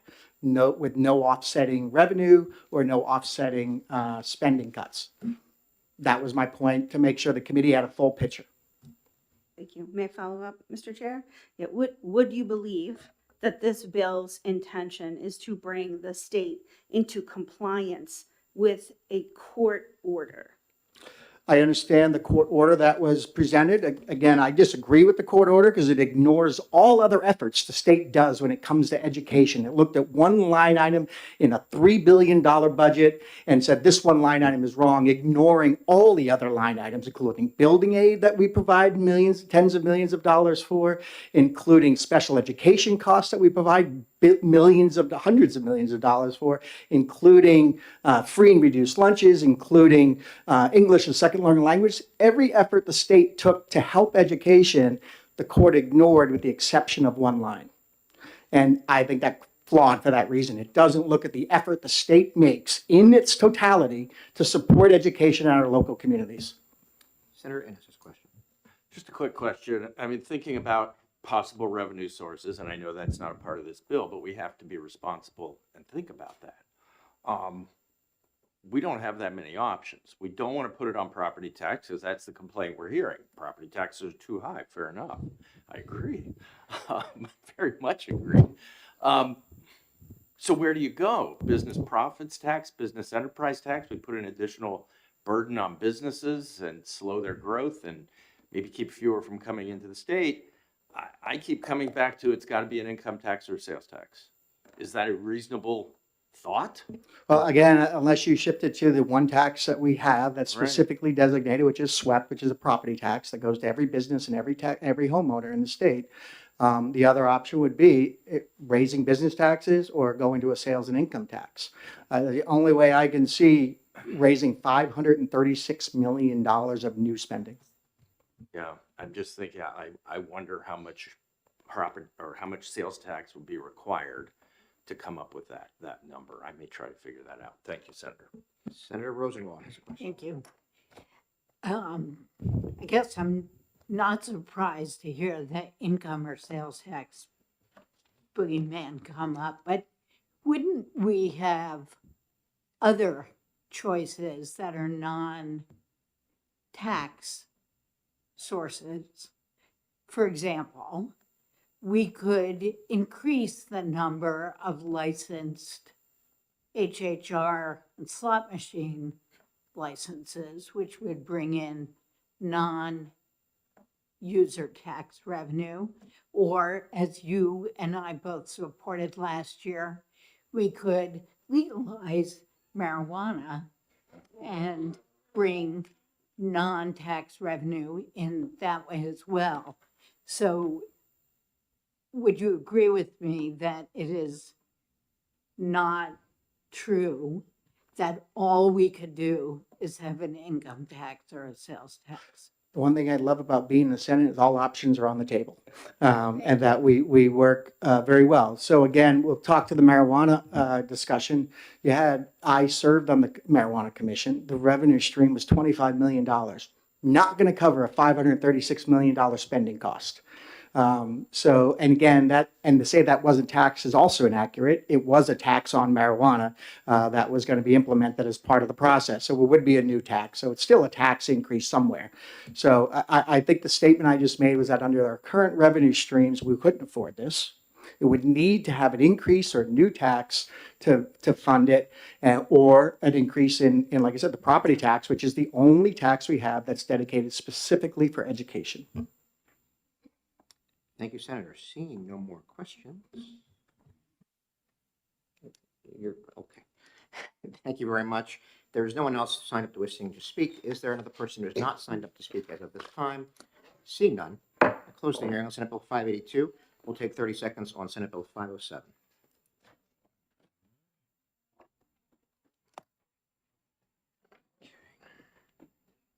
Yes.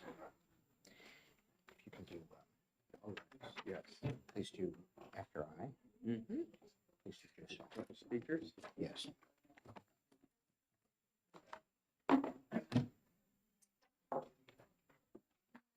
Ready, Jeff? I learned. You ready? Okay. Well. All right. All right, I'm going to open the hearing on Senate Bill 507 and welcome the bill's prime sponsor, Senator Murphy. Good morning. Thank you, Mr. Chairman. I'm going to be very brief. Senator Keith Murphy, representing the people of Goffstown, Hooksett, Raymond, Candia, and North Manchester. This bill was submitted as the result of a serious situation that arose in one of my communities that I represent. And I talked to other people around the state on various school boards, and I heard more than once, I heard several times, that this is a real problem. And essentially, it comes down to the fact that you have people in the school districts, people who work there, who deserve to go to work feeling safe, and they're being assaulted, being seriously hurt and threatened. And expulsion, in the case of somebody who is committing these several times, expulsion is a reasonable step at that point for the district to take. But they look at the cost of doing it, and they're currently expected to pay the entire bill for that. And it's sometimes six figures. And so in some cases, the districts are deciding, despite the fact that this person is a threat to our staff, despite the fact that our staff members are being hurt, we have to take them into our buildings because we simply can't afford to send them out. And that's a very hard decision for a school board to take. And so this bill essentially would allow would place a cap on the amount of financial liability from the district at the cost of the average cost per pupil for that district. In essence, the remainder of any balance due would fall on the parents. And again, that may be somewhat hard as well, but perhaps they should raise children who don't assault staff members. And that's where I stand on that. So there is, I believe, someone from one of the districts or one of the towns that I represent who's here to testify on behalf of this bill, and I would ask that you give him your attention. I'm happy to take any questions. Any questions? Senator Rosenwald. Thank you. I'm sympathetic to your intentions here, but concerned that students with intellectual disabilities, autism, other cognitive issues might be the students who are most affected. We heard earlier this morning that a very high percentage of New Hampshire students with special needs do go on to graduate from high school. Do you have concerns that we'd be leaving some of our students who have specific health conditions behind? Senator, that certainly isn't the intention of the bill. And if you would like to work with me on an amendment that would exempt those students, that is not the intention of the bill, to have districts expelling students with serious emotional difficulties and serious learning disabilities and serious health problems. The issue is that when you have a student who has a track record of assaulting staff members and routinely acts in disregard of the safety of those staff members of that district, the district, in my opinion, is no longer obligated to pay to send that student to a six-figure facility because only a handful of facilities can take the students in that position. That's what I'm talking about. We can work together, you and I, on an amendment to take care of those people to ensure that it's not being misapplied for those students who have actual health or medical issues, such as autism. Thank you. Thank you. Any further questions? All right, no further questions. Thank you, Senator. Appreciate it. All right, I'd like to call Joseph. I'm going to need help with your last name. Salia. Okay, I would have butchered it, so thank you. Appreciate that. Thank you very much for letting me speak. Joe Salia from the Raymond School Board. I'm not speaking for or against this bill right now because we didn't take a vote on it at our school board meeting. We did discuss it though. In my mind, a bill like this would not usurp the federal laws saying that we have to take care of IEPs or 504 plans. Those are something we have to do. And that's federal law. We have to do that. And by means, we would not want to sit there and discriminate against anybody who has issues mentally or physically to get a good education at their schools. One of the big issues that we have, you actually put a per pupil cost in there. And if all of a sudden we're a smaller district, we very rarely have any instances of this. But if you start putting a per pupil cost in this, all of a sudden you have 10 kids and you might have $160,000 that you're still paying for. That might be to another district, another school, but you're still paying for that. So that is an increase to the taxpayers of that town. Because we're not getting rid of teachers because 2 kids or 3 kids sit there and have done something that they shouldn't have. It's not fair to the students that are still inside the district as well. So, so that's one of those, I would definitely caution putting a cost to this, a bill like this. Now, we do agree we need to do something with students that have assaulted individuals in our schools, especially our staff. I mean, kids will be kids, ever since I've grown up. But to sit there and expel somebody in this state is not easy. I mean, there are several processes you have to go through. I know many people in our town think we can just wave a wand and they're expelled. That's not the way it works. But again, as Senator Murphy said, it is increasingly difficult, though, if they sit there and say we have to give an education, but they can't come to our school. They might not be able to go to any school. I mean, to educate somebody at McDonald's, because that's the only place that, you know, we can sit there and go to because we can't go to their house or we can't go to certain places, that happens sometimes. And I think a lot of people don't realize that that does happen. And it costs a lot of money to do that. It's not cheap. Again, that does put an additional burden on the taxpayers. So yes, in the generality of the bill, we do agree with, but I just wouldn't put a number on that. You know, I would maybe not to increase the budget per se.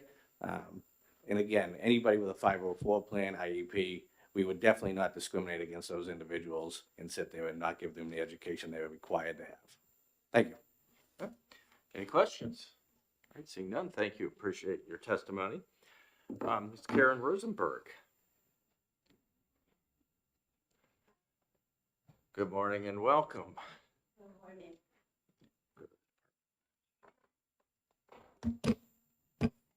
Really quick.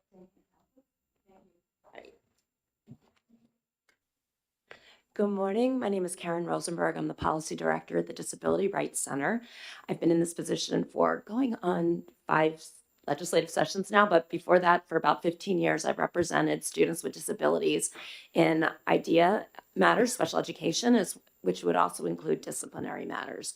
So I was very pleased to hear Senator Rosenwald's question and the discussion about how this bill might impact students with disabilities, because as what I've handed out to you is just an excerpt from our federal law, which provides that even when students with disabilities are expelled from school, that they are entitled to a free, appropriate public education. So for that reason, our office would oppose this bill, the idea that we would have a state law that contradicts federal requirements to provide an adequate education at no expense to the parent for students with disabilities. But I'd also have a concern that this bill, even if it was not intended to impact students with disabilities, putting a cap could end up disincentivizing schools from determining students have disabilities and ought to be receiving special education under IDEA. Look, obviously, we do not want our students, any students, or we don't want any teachers subjected to assault. That is horrific, obviously. And students with disabilities or without disabilities cannot be permitted, can be punished if they engage in assaultive behavior that results in serious injury to a staff member or even one of their peers, right? But we need to make sure that we are abiding by federal law, that we're appropriately identifying students whose behavior is the result of their disability, or who may, even if it's not the result of their disability, they have an educational disability and enjoy protections to receive an appropriate education. So that's, our office would caution you against this. I did look at federal data to get an idea of what the numbers that we're talking about are. The most recent data that's reported from the U.S. Office of Civil Rights is from the 2020-21 school year, which no one was in school that year, right? So there were like 3 or 4 expulsions. So the next most recent data was from the 2017-2018 school year. And during that school year, there were 28 expulsions involving students with disabilities. They only count students with IEPs, not students with 504 plans, and 29 expulsions of students without disabilities. That data doesn't say whether it was due to an assault or not, but as you heard earlier, it's not easy to expel a student. It has to be pretty serious. But when you look at the numbers of enrolled students and you compare the rates of expulsion, students with disabilities were expelled at 4 times the rate of students without disabilities. So I think that we're not talking about a lot of students here. It's dangerous to put cities and towns in a place where they might be violating students' rights under IDEA. And for those reasons, I'm hoping that this committee will find this inexpedient to legislate. With all due respect, Senator Murphy. Thank you for your testimony. Questions, Senator Murphy? Thank you. So the scenario that I'm going to provide for you is not hypothetical. You have a teacher. She is expecting a child. She is jumped in the hallway by a student. She needs medical attention as a result of this. She now must still see the person who attacked her in the high school hallway on a regular basis. What is the scenario under which you believe that we can remove those two people from being in daily contact with each other? Well, first of all, in that instance, let's assume for your hypothetical that let's assume for the purposes of this discussion that the student had a disability. Is that fair or not? I'm unaware whether please give me. Either way, I mean, if the student had a disability, they could be expelled. If there was a manifestation meeting, the team determined this behavior was not a manifestation of their disability, they could be expelled. And even if it had been determined to be a manifestation, if under certain circumstances, that student could still be removed to an alternative education environment. So that would meet your concern that these two individuals need to be separated. So the student could be removed to another environment. However, you are correct that that would cost the school district money to educate that student. And for a student with a disability, IDEA says that student is still entitled to an appropriate education, which would include, even though they're in a different environment, access to the general curriculum and the opportunity to make progress in their IEP goals, and also work on their behaviors so that hopefully eventually they'd be able to return to a more inclusive environment. So the problem here isn't, the problem this bill creates potentially is a cap, because it might cost more to abide by the federal law in that instance than it would to, to abide by this cap. Any other questions? Thank you. Thank you Appreciate for your it. time. And the department signed up to speak. Welcome back, sir.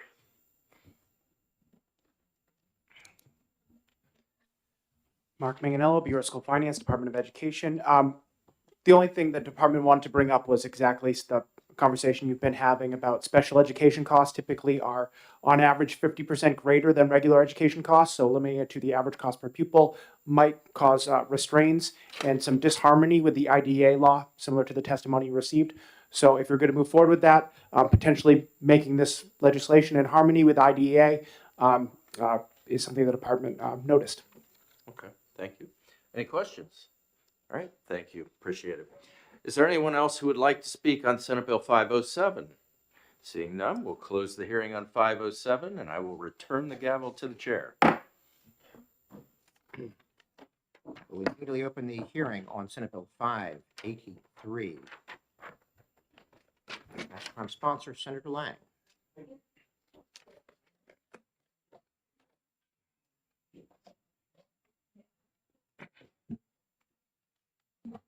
Thank you, Mr. Chair. I am Senator Tim Lang from Senate District 2, the Lakes region, covering from Campton and Thornton all the way down to my hometown of Samberton and over to Guilford.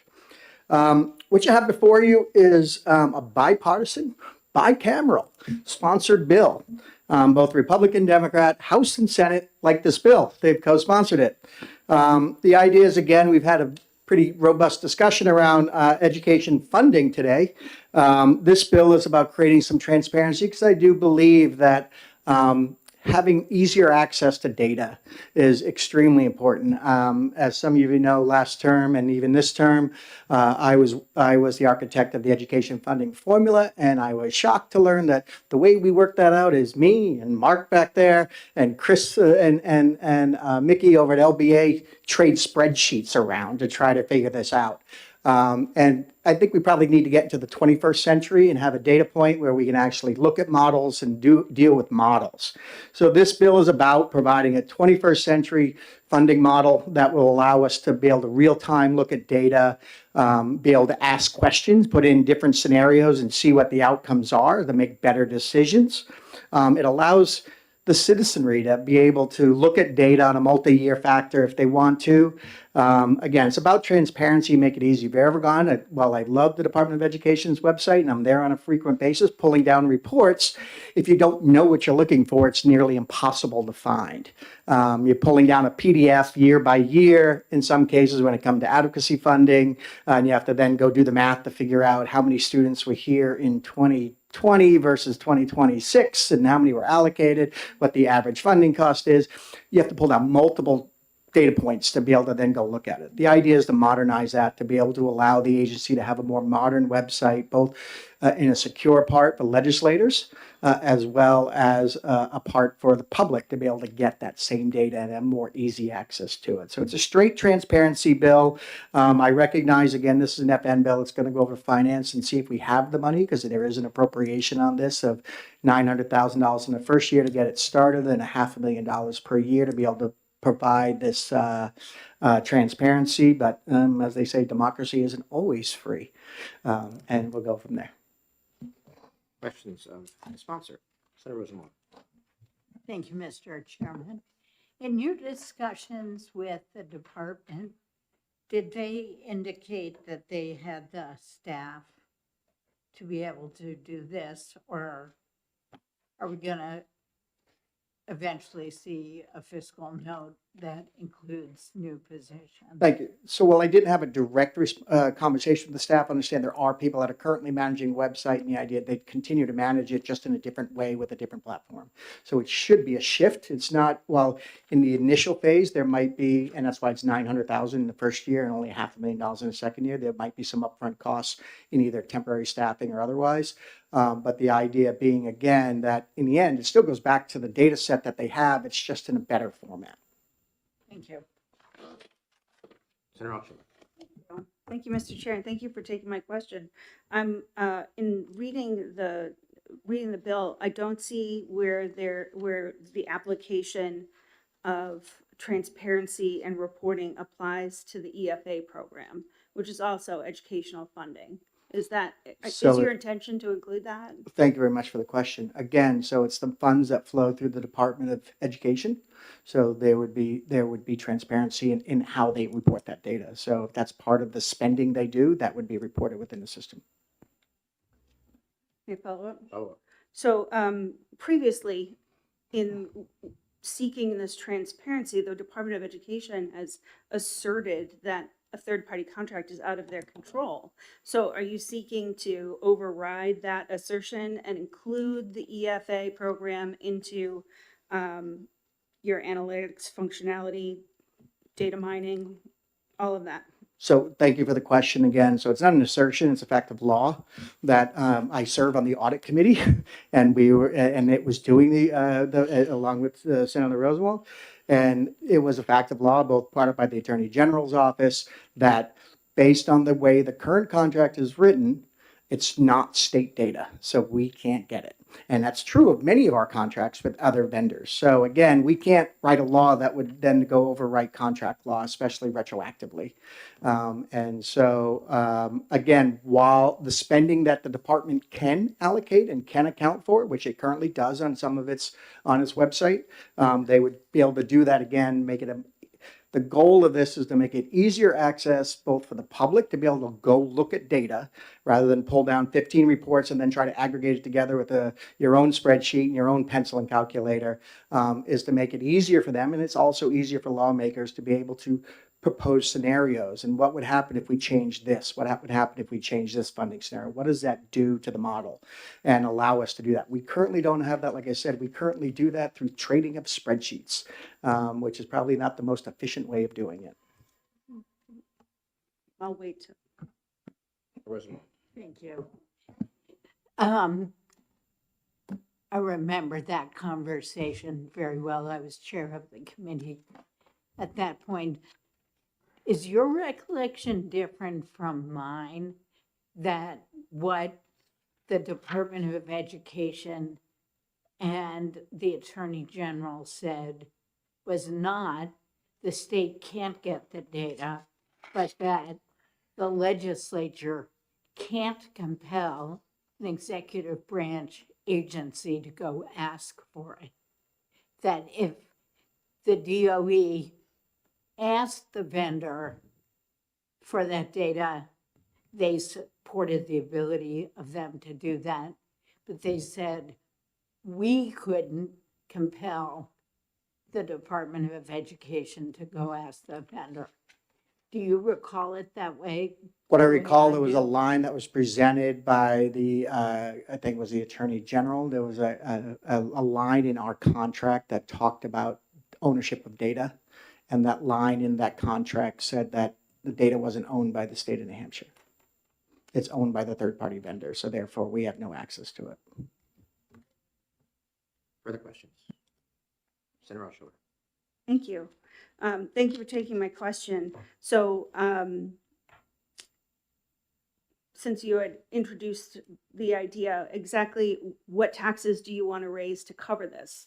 Because, you know, we don't have any money apparently. So if you're asking for $500,000 a year every year and then another 900,000, you're gonna, I guess, you know, according to previous testimony, you're gonna have to raise a sales or an income tax. So what are you planning on taxing? So thank you for the question. Very much appreciate that. Being the revenue guy, you're wondering how I'm going to pay for it. And the answer is in the great way. As we said when we were doing revenue projections for the budget, the first 6 months of the year were going to be rough, but starting in December, we were expecting revenue increases to occur.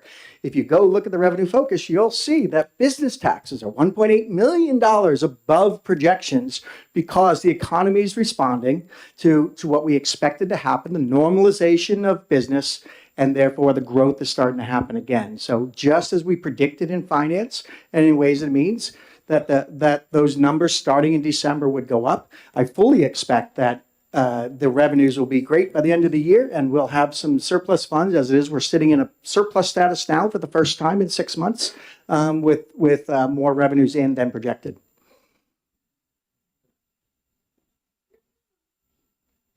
Any further questions? Seeing none. Thank you, Senator. Thank Senator Lang was the only one signed up to speak on this bill. Is there anyone else who would like to speak on Senate Bill 583? Seeing none.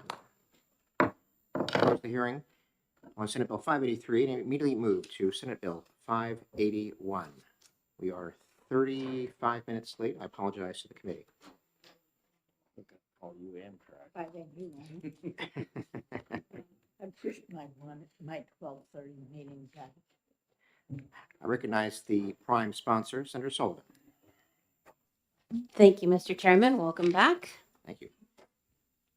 For the record, my name is Senator Victoria Sullivan. I represent Senate District 18, which is Manchester Wards 5 through 9, and the beautiful town of Litchfield. I come before you today for what I hope is the last time I'll be bringing forth an EFA bill. Last session, I introduced a bill for universal education freedom accounts. In the last quarter, with 30 seconds to go, the House put a cap of 10,000 students on the bill. Although I'm grateful that universal education freedom accounts have provided more opportunity to more children, it left 800 children on a list waiting for their opportunity to choose the education that is the right fit for them. No child should be left in the waiting room of school choice. I am hopeful that this is the last step in securing education freedom for all of New Hampshire's children, and I ask that you give SB 581 an ought-to-pass recommendation so that every child in New Hampshire has access to the same opportunities and education. Thank you. Thank you, Senator Sullivan. Questions?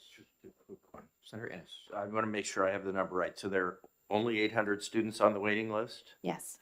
Okay, that's great. Thank you. No further questions. Thank you, Senator Sullivan. Thank you. Chair recognizes Mr. Trumbull. Mr. Trumbull.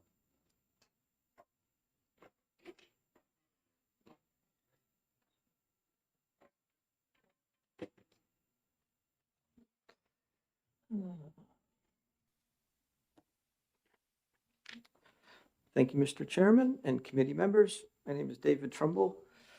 I'm from the town of Ware, and I oppose this bill for 3 reasons. First is I'd start with just the constitutional aspect of it. The state is required, as we've heard in the previous bills, to fund the public schools. That's in our state constitution where the word public appears. It's in the Claremont decision where the word public appears. The state is not required to fund private schools. If the state or any state chooses to fund private schools, then they cannot discriminate against religious schools solely on the grounds that they're religious. But the state or no state is ever required to fund private schools. That was held by the U.S. Supreme Court in the Carson case, which was the main case that came out a few years ago, which was built upon the Montana case. And that was the decision and the wording of the Chief Judge Roberts. So just to be clear, this is an optional program. We are just talking about more money for public schools, and the objection was, well, where are we going to get the money? If we don't have money to spend on the things that we're required to do by our Constitution, how will we fund programs, an increase in programs that are voluntary? Secondly, choice. The EFA program is not choice for all students in New Hampshire. It is only choice for some students. I'll give you 2 examples. First is special education. You know that special ed students account for 21% of students in the public schools. The public schools must accept every student who comes in the door, and they serve every special education student. The EFA program says, no, I don't know really what they say. We provide the additional differentiated aid, the additional $2,000 to 9% of the students in the EFA program, compared to 21% in the public schools. But that 9% would not have qualified if they went to a public school. There was the oversight committee hearing a few months ago. I believe the testimony there was then that 3% of the children would have or had previously qualified in a public school. So we don't know what percentage of them would. Also, we know that in the public school, the school must provide the services required in the IEP. $2,000 does not buy $30,000 worth of extra special ed. So the private schools do not take students who have extensive or expensive special ed needs. So it's not choice for everybody. And also, if you do sign up for an EFA, you have to sign away your rights to due process under special education. So it's not choice for everybody. Also look at ELL students. ELL students in the EFA program have dropped in number from 16 to 8 to 4 to 0. They were projected to go up to 8 this year. I'm not sure where that projection came from. But even if that's true, that's still 1/10 of 1% of the students in the program. ELL students make up 5% of students in the public schools. So it's choice for some people, but it's not choice for everybody. Lastly is the question of cost overruns. The bill was originally proposed to help families who cannot afford a private school who wanted to switch to a public school. It was supposed to cost $3 million. Now it's going to be $60 million next year. The cost increase is noted specifically because we took off the income cap. If you remove the cap, you will increase the expense of this program. Now, if you say, well, wait a minute, there might be some people who just couldn't afford private school, then I would suggest you go back to an income-based program to make sure that those folks could get access to the EFA program, rather than expanding to people whose income does not require an EFA. They're already going to a private school. The other aspect of this is switchers. The data that we have says that there are 300 switchers last year. In total, there's been less than 1,000 in the entire program. There's 500 public schools in the state. That means that you have 2 switchers per school on average across the state. That doesn't save public schools any money. If the average school has 2 children switch, and that school has hundreds of students, you're not going to have any teachers that you can no longer need. You still have all the other expenses. So there's no savings in public money, but it does cost a lot more in public money. And where does that come from? This bill is funded through the Education Trust Fund. Where did that fund come from? That was set up right after Claremont as the state's way of funding its constitutional obligation to fund the public schools, that we're constitutionally required to fund. This bill would directly take money out of our public schools. And therefore, I think if you are trying to be prudent, and if you're going to say we don't have any more money, then we should not expand the EFA program. Lastly, I was really confused about Senator Lang's comment that we have plenty of money because there's more revenue in December. I think people who are reading the news, I'm not an economist, but there was this amnesty program that brought in like $40 million. That's a one-time thing. I don't think the state is in the position to say, let's just increase the EFA caps. If you feel you have more education money, put it towards what you're constitutionally required to do, funding special ed and funding public schools. Thank you. Questions of Mr. Trumbull? Seeing none. Thank you. Chair recognizes Ms. Andrea Leclerc.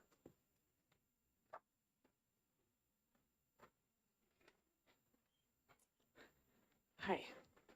I just want to comment on that gentleman's. Ms. Leclerc, could you please give your name and Yes, where you're from? I'm Andrea Leclerc. I'm a resident of Manchester. I just want to comment on the previous speaker's comments. That's actually incorrect. My daughter is a recipient, and I'll explain a little bit more why I'm here, but she also has a 504 plan, and it is being honored, and it is being put into what they call a student action plan at her school.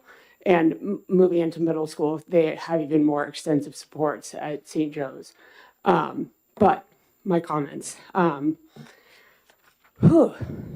I'd like to first thank you all and the Education Finance Committee that serve Granite Staters like myself and allow us to live free or die every day. Thank you for giving me the opportunity to speak and to share my story.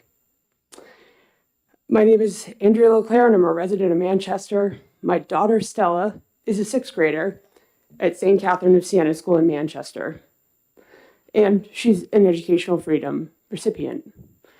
I actually asked her to come today, but she said she did not want to miss school. In 2015, I left an abusive marriage with Stella, who was 1 year old at the time. It was one of the hardest decisions I've ever made in my life. I knew it would bring economic hardship and uncertainty, but it was the only way to protect our emotional, and physical well-being.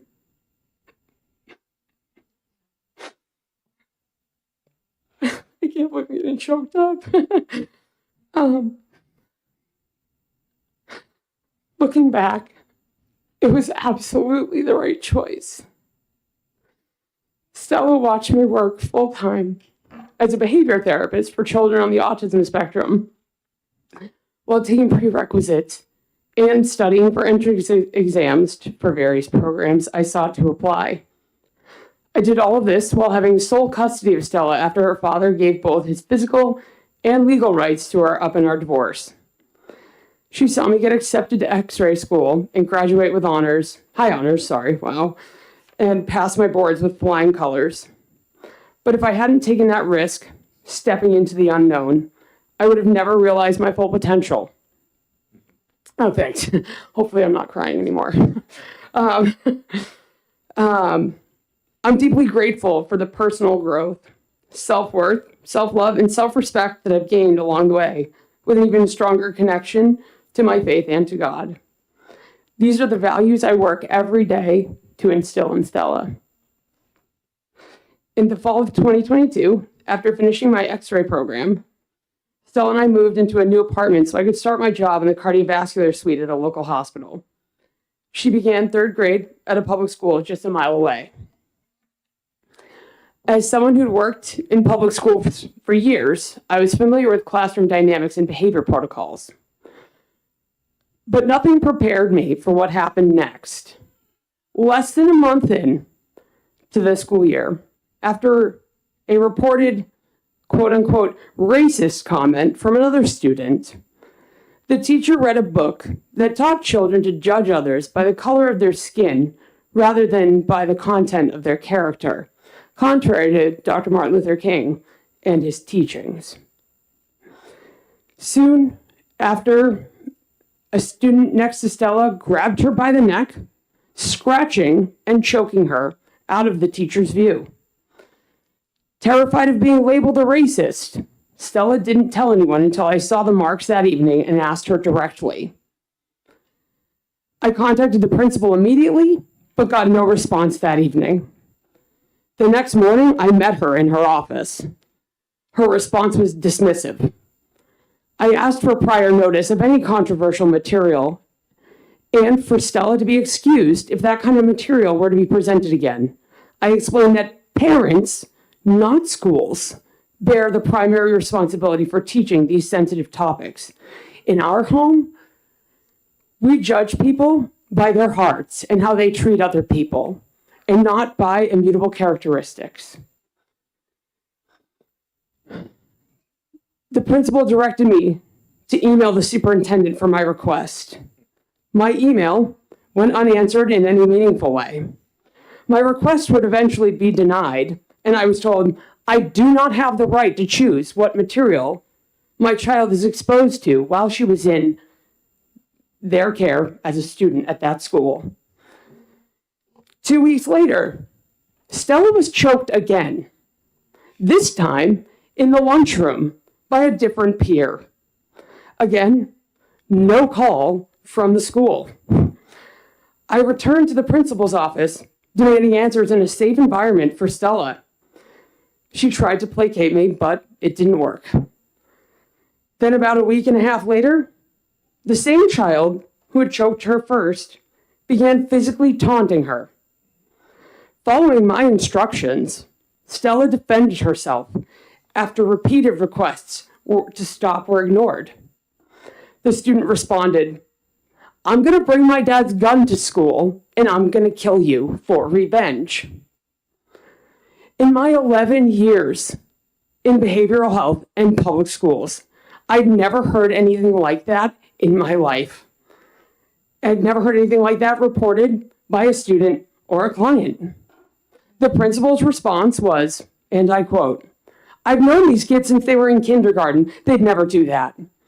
And it was perseverative speech. He didn't mean it. She downplayed the threat by insinuating the child had developmental delays, which was not only irrelevant to the danger, but also indirectly disclosed personal health information of that student. After advocating for swift and appropriate consequences that met the level of the infraction, the consequence was only a 2-day suspension. Tragically, just 3 weeks later, news broke nationwide of a kindergartner bringing a gun to school and shooting his teacher in Virginia. That was the final straw for me. I couldn't risk Stella's safety any longer. I researched options frantically, and a family friend happened to mention her children were at the local Catholic school. I set up a tour, and after explaining the entire situation to the principal, she kindly allowed Stella to enroll mid-year with significant tuition relief. Her time there felt like a rainbow after a storm, safe, nurturing, and faith-based, which matters deeply to our family. In May of 2023, my fiance at the time, now husband, and I bought our home in Manchester amid an incredibly tough housing market. My husband and I committed to keeping her in Catholic school through high school, even though tuition rises sharply. Unfortunately, gone are the days of when most of us in this room went to school. And gone are the days of us being able to place unwavering and blind faith in the people that spend more waking hours with our children than we do as parents, and knowing that our children will be safe every day. Even as I sit before you here today, 3.5 years later, the trauma from that public school year still lingers. I can't imagine sending her back to public school. When we decided to put roots down in Manchester, we did so with the knowledge that Manchester's public schools weren't an option for Stella, especially given the data. Manchester School District ranks near the bottom of the state, and I'm not just talking geographically. In 2022 and 2023 school year, Manchester schools ranked 180 out of roughly 188 or 189 school districts in combined math and reading proficiency, despite high per pupil spending and taxes. For Manchester high schools, only 38% of the students tested at or above reading proficiency levels, and only 14% of students tested at or above proficiency levels in math. Suspensions exceed state averages. Graduation rates have dropped to 72%, and chronic absenteeism is rising, over 30% for some grades last year. There were over 1,100 safety incidents reported recently as well. And none of the schools offered the faith-based education that we value in our family. I'm thoroughly engaged with most local politics here in Southern New Hampshire and follow the EFA program closely. Senator Sullivan's bill to remove the cap could help families like ours avoid crushing debt while keeping our children in safe, value-aligned schools. Programs like this shouldn't be limited to a first-come, first-served few. If these failures can happen to me, a former behavior therapist with years of experience in the public school system, they can happen to anyone. I'm so grateful to leaders like you all who made the EFA a possibility for my family. Please remove the cap and expand access so every Granite State family can choose education that best fits their family values and their child's needs. Thank you all for your time, and a tremendous thank you to Senator Sullivan for being the advocate for our children that we so desperately needed and wanted. Thank you for your time. Thank you, Ms. Leclerc. Any questions from the committee? Seeing none, thank you very much for your testimony. Chair recognizes Ms. Patty Long. Ms. Long. Welcome. I have a copy. I'll give it to you after. Hello, everybody. So Chair, Vice Chair, and the members of the Education Finance Committee.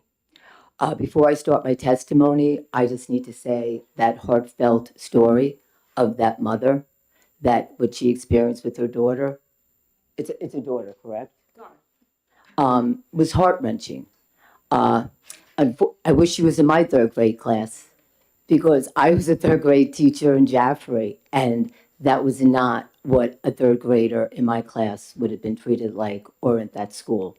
So I just want to say that. But my heart goes out to her. And for that particular student, I am happy there are EFAs. My testimony today is about finance, and finance in relation to the education freedom accounts. So I oppose removing the cap for these reasons.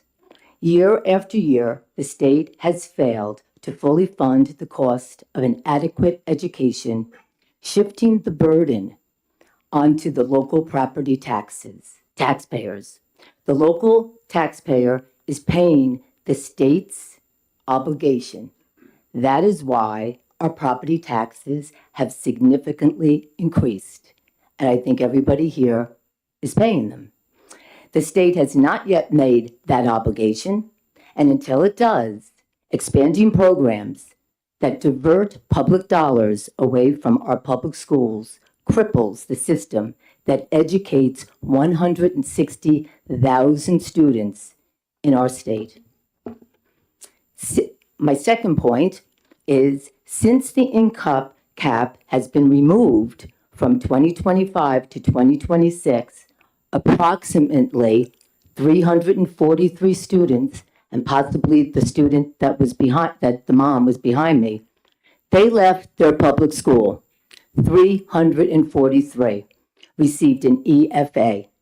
That is a percentage of 3.3%, indicating that most of the participants were already in private or religious or homeschooled.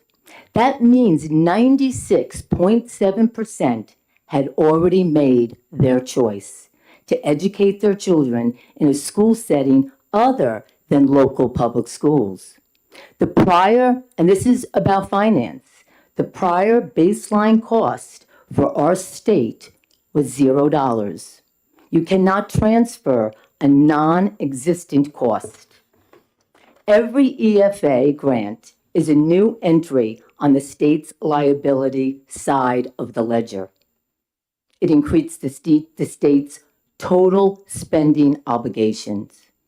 And an increase in expenditures, it is an increase in expenditures, not a reallocation of existing ones. Statewide participation rose. Growth was most significantly in the wealthiest communities, a program that was originally for low-income students. Bedford increased from 39 to 152 students. Bow increased from 33 to 73, and Windham increased from 13 to 70. The claim of how successful becomes questionable. The claim of how successful the EFA program is. Much of the perceived success of the program is not evidenced of improved educational outcomes or expanded choice, but rather increased enrollment. The purpose of the EFA program is to provide choices as it relates to being able to provide greater outcomes through educational choices, which to date we have not received any data. Remember, only 343 students left public school. 343, 3.3%. The program does not relieve pressure on a public school if students were never part of the public school system. Instead, what it creates is a new permanent draw on state funds without reducing public school costs. This undermines the argument that the program saves money or improves efficiency. On our budget balance sheet, this is not a transfer of funds from one account to another. It is the creation of a brand new state liability for students who previously had a $0 line item. When families were already attending private schools or homeschooling, the program did not create a new educational pathway. It simply shifted the way who pays the bill. That is not school choice, it is public subsidy for those who can already choose private school, private education, and more importantly, can already afford to pay private education. The program's success is largely explained by financial incentive, not educational innovation. Any program that offers taxpayer dollars to offset the cost families who are already paying, of course it's going to be successful. High participation under those circumstances does not demonstrate that the program improves educational outcome. It demonstrates that people are responding to financial benefits. Success should be measured by outcomes, not enrollment. If the program's primary metric is how many families participate rather than students achieving better academic outcomes, then the success claim is misplaced. Enrollment growth alone is not proof of effectiveness. It is only information we have based on this program. Removing the income cap on the EFA will be fiscally irresponsible by this committee. First, the bill doesn't even state the fiscal impact. So we don't even know how much this is going to cost. Secondly, the Education Trust Fund has lost $150 million because of the elimination of the interest and dividends tax. The accounting offset of that money should not be underfunding our universities or our public schools, which impacts the future of this state for generations to come. And as you can see, I am very passionate about this issue. And I hope you heard my testimony, and more importantly, I hope you understood the financial burden that this is putting on our taxpayers, our state, and I think you all heard me. So, and I do have a copy, so you could refer to it when you're in your session and you can discuss it. Oh, does anybody have any questions? Nobody? Okay. Okay, here's your, yeah, you can hand them out.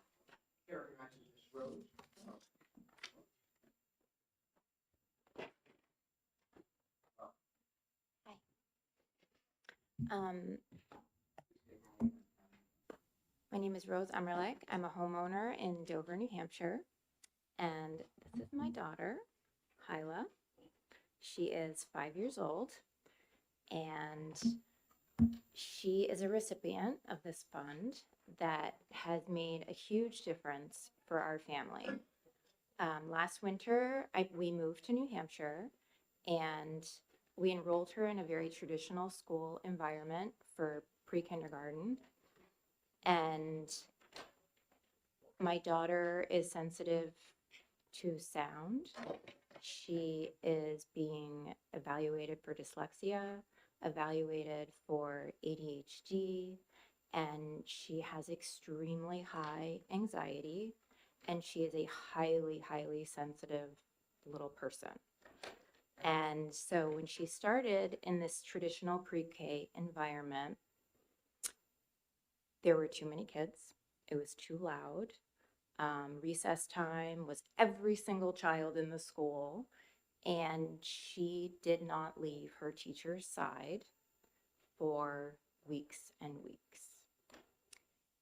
And we waited for her to adjust, and adjusting never happened. And after teacher meetings, we learned during nap time, she was hiding under her blanket and crying. She would go off by herself and cry privately so nobody could see. And we saw her as surviving and marking time. And that's not what life should be. It should not be marking time, and it should not be simply surviving. And so we started looking around for a school that would suit her better, and we found one as a very calm environment. She could go from K through 8, so she wouldn't have to change environments. They mainstream learning disabilities, so she wasn't going to end up being different. She wasn't going to be the kid that does this differently or has a special need. She was going to be like everybody else. It was a Waldorf school, and we enrolled her. We wanted to see how it went. It's a very expensive school. We just didn't know. And within like 2 weeks, I mean, she was a different kid, a completely different child. And for the first time, like, we saw her thriving in an environment. And we were like, hands down, we are signing her up for next year. We signed her up for the next year. And promptly, my husband's company was very severely affected by the tariffs, and a third of the company was laid off.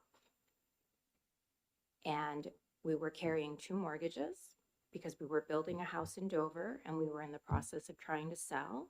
The housing market slowed down as well. Our first buyer, we were going to close, then they were laid off because of the tariffs. We were in financial misery and fear, just constant fear. And the one thing this fund gave us was the ability to know that our daughter was going to end the school year in one place and start in the same place, in a place that was good for her, where she could actually thrive instead of just mark time. And if we didn't have that fund, I don't know what we would have done. It was, my husband now is employed, but we pay we pay property taxes. It's not a very good time to be in New Hampshire when your husband's laid off because the property taxes don't change to reflect that. So go ahead and raise some income taxes and some sales tax. I'm happy to pay for the greater good. I would love to make these funds available to everyone because life isn't just about, your reading proficiency. It's about raising children to have confidence and to feel safe and to learn to be kind to others. And she's going to learn that and she's going to have that. And if she's not a great reader, she's going to have the confidence in life to still pursue whatever matters to her. And she's in an environment where people care about each other and she is going to care about other people. And that fund gave us that. And that's the outcome that's important. It's a human outcome. And I'm happy to pay sales tax and income tax to offer that to every single child because every single child deserves kindness and confidence. Thank you. Any questions? Seeing none, thank you very much. Chair recognizes Miss Angela Clark, if she's here.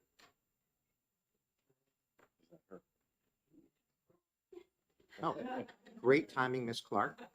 Thank you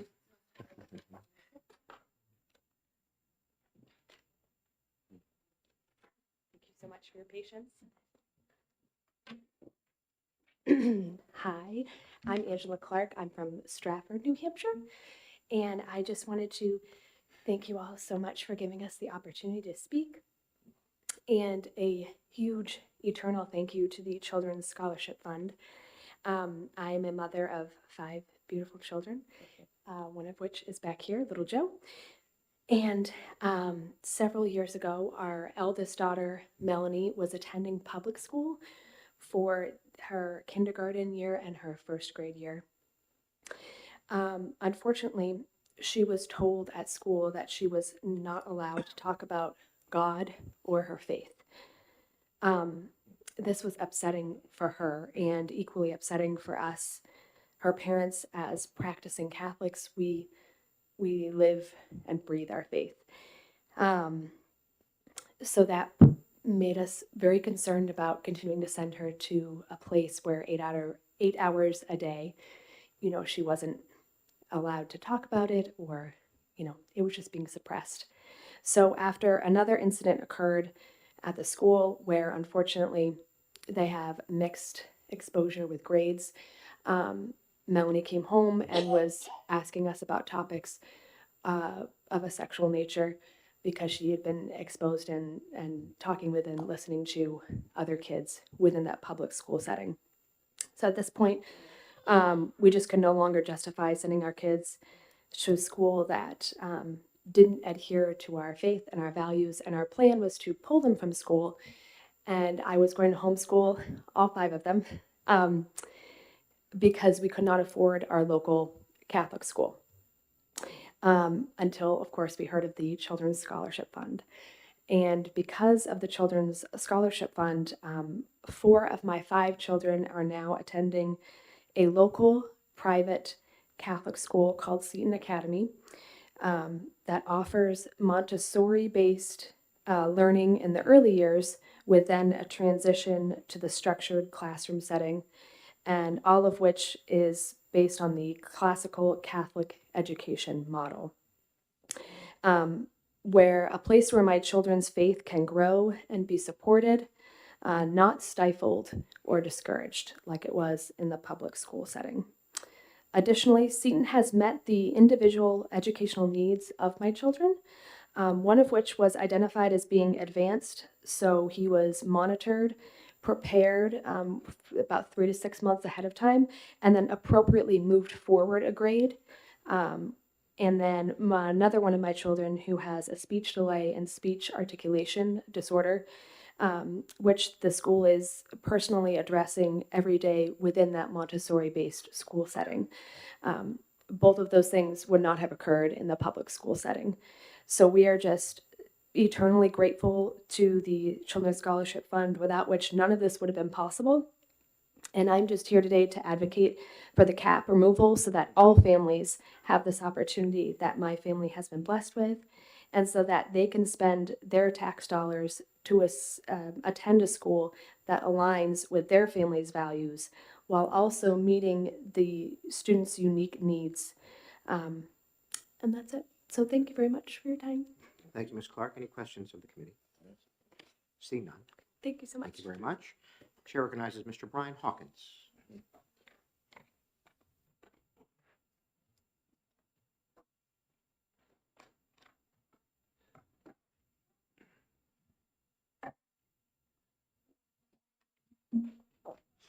Thank you, Mr. Chairman. For the record, Brian Hawkins representing NEA New Hampshire. I won't repeat what has been said already. I think you've heard some of the statistics about the current program. What I would just emphasize is essentially a lot of what our President Megan Tuttle testified on the adequate education bill, just in reverse, in that there's a huge need out there. The challenges that our public schools are facing are enormous, and that's why we think it would be better to, if there's going to be further dollars spent, invest those in your public schools.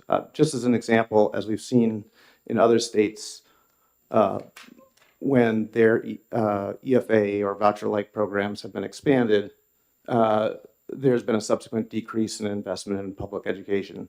Not necessarily a corresponding decrease in public education enrollment, and we started to see that here already. So, for example, if not for some last-minute changes, which we're grateful for, the city of Manchester would have seen around a $12 million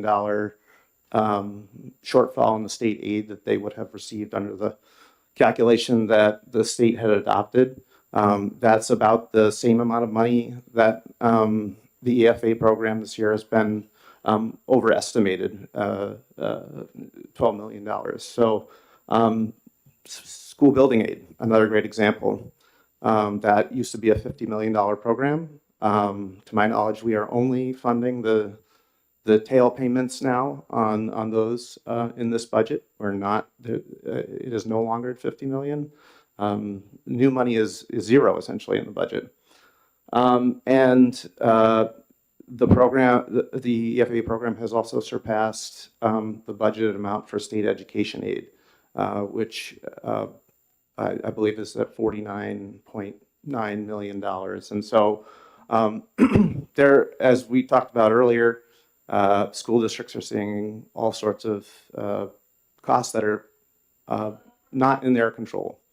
And so rather than making this investment at this point, especially when you layer on all the uncertainties that the federal government has added recently, things like rescinding grants, giving them back, and the like, we think this would be premature to expand the program at this point. So with that, I'll hopefully let you go to lunch soon. Very soon. And but happy to take any questions if you have them. Any questions of Mr. Hawkins? All right. Seeing none, thank you. Thank you. Mr. Matt Southerton, you signed up but did not indicate whether you wanted to speak. Do you wish to speak, sir? I'm the Director of Policy and Compliance for the Children's Scholarship Fund. I'm only here for technical support if you request it. Thank you. Is there anyone else who would like to speak on Senate Bill 581? Oh, I have two people. Please have a seat. I'll just need you to sign in after you testify. Please give your name and your town for the record. I'm Holly Lee. I'm a resident in New Hampshire. Is your microphone on, please? Thank you. Holly Lee. I'm a resident in Hooksett, New Hampshire. I'm sorry I didn't sign up. I was actually just coming to listen, so I'll be stumbling through this. I just wanted to bring another perspective to it. My daughter, when COVID hit, she was supposed to start kindergarten in public school. Obviously, there was no school, so we opted to homeschool. And she did really well, so we kept it going like that, and she just stayed homeschooling. So we don't actually pay for private school. She's through VLAX, state funded, so it's free. But we have to pay for everything else. You know, she doesn't have the benefit of the after-school programs and all the extracurricular activities. She is a very active child, so we pay a lot of money for her to dance and all the other things. So, you know, my perspective on it, and I you know, just listening to the others, we pay, you know, the taxes just like anybody else. We're in hooks if they're egregious. You know, they've gone up $350 a month in the last 2 years. You know, there's a question whether we can even keep her going on these extracurricular activities. She's actually one of the 800 on the waiting list. And when, again, I'm sorry, I didn't come prepared with numbers, but, you know, it's about anywhere between $12,000 to $18,000 for a child to go to school. And she's not doing that. So if a $3,500 scholarship that she qualifies for, her not going to public school just paid for all those other parents' EFAs. So I get that, you know, you can't take money from zero, but you know, every one of us do pay you know, taxes, and whether one is choosing to pay for private school or choosing to go through you know, state-funded VLACs, there's still money that is being saved in the long run for the state. So that's my take on it. That's all. Thank you for testifying. Any questions? See none. Thank you very much. I believe we have one more.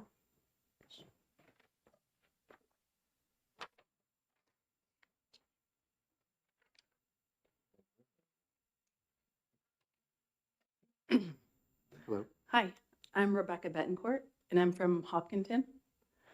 Welcome. Thank you. Just a little background. My oldest went to kindergarten in Hopkinton and struggled there. There was bullying. There was no communication with parents.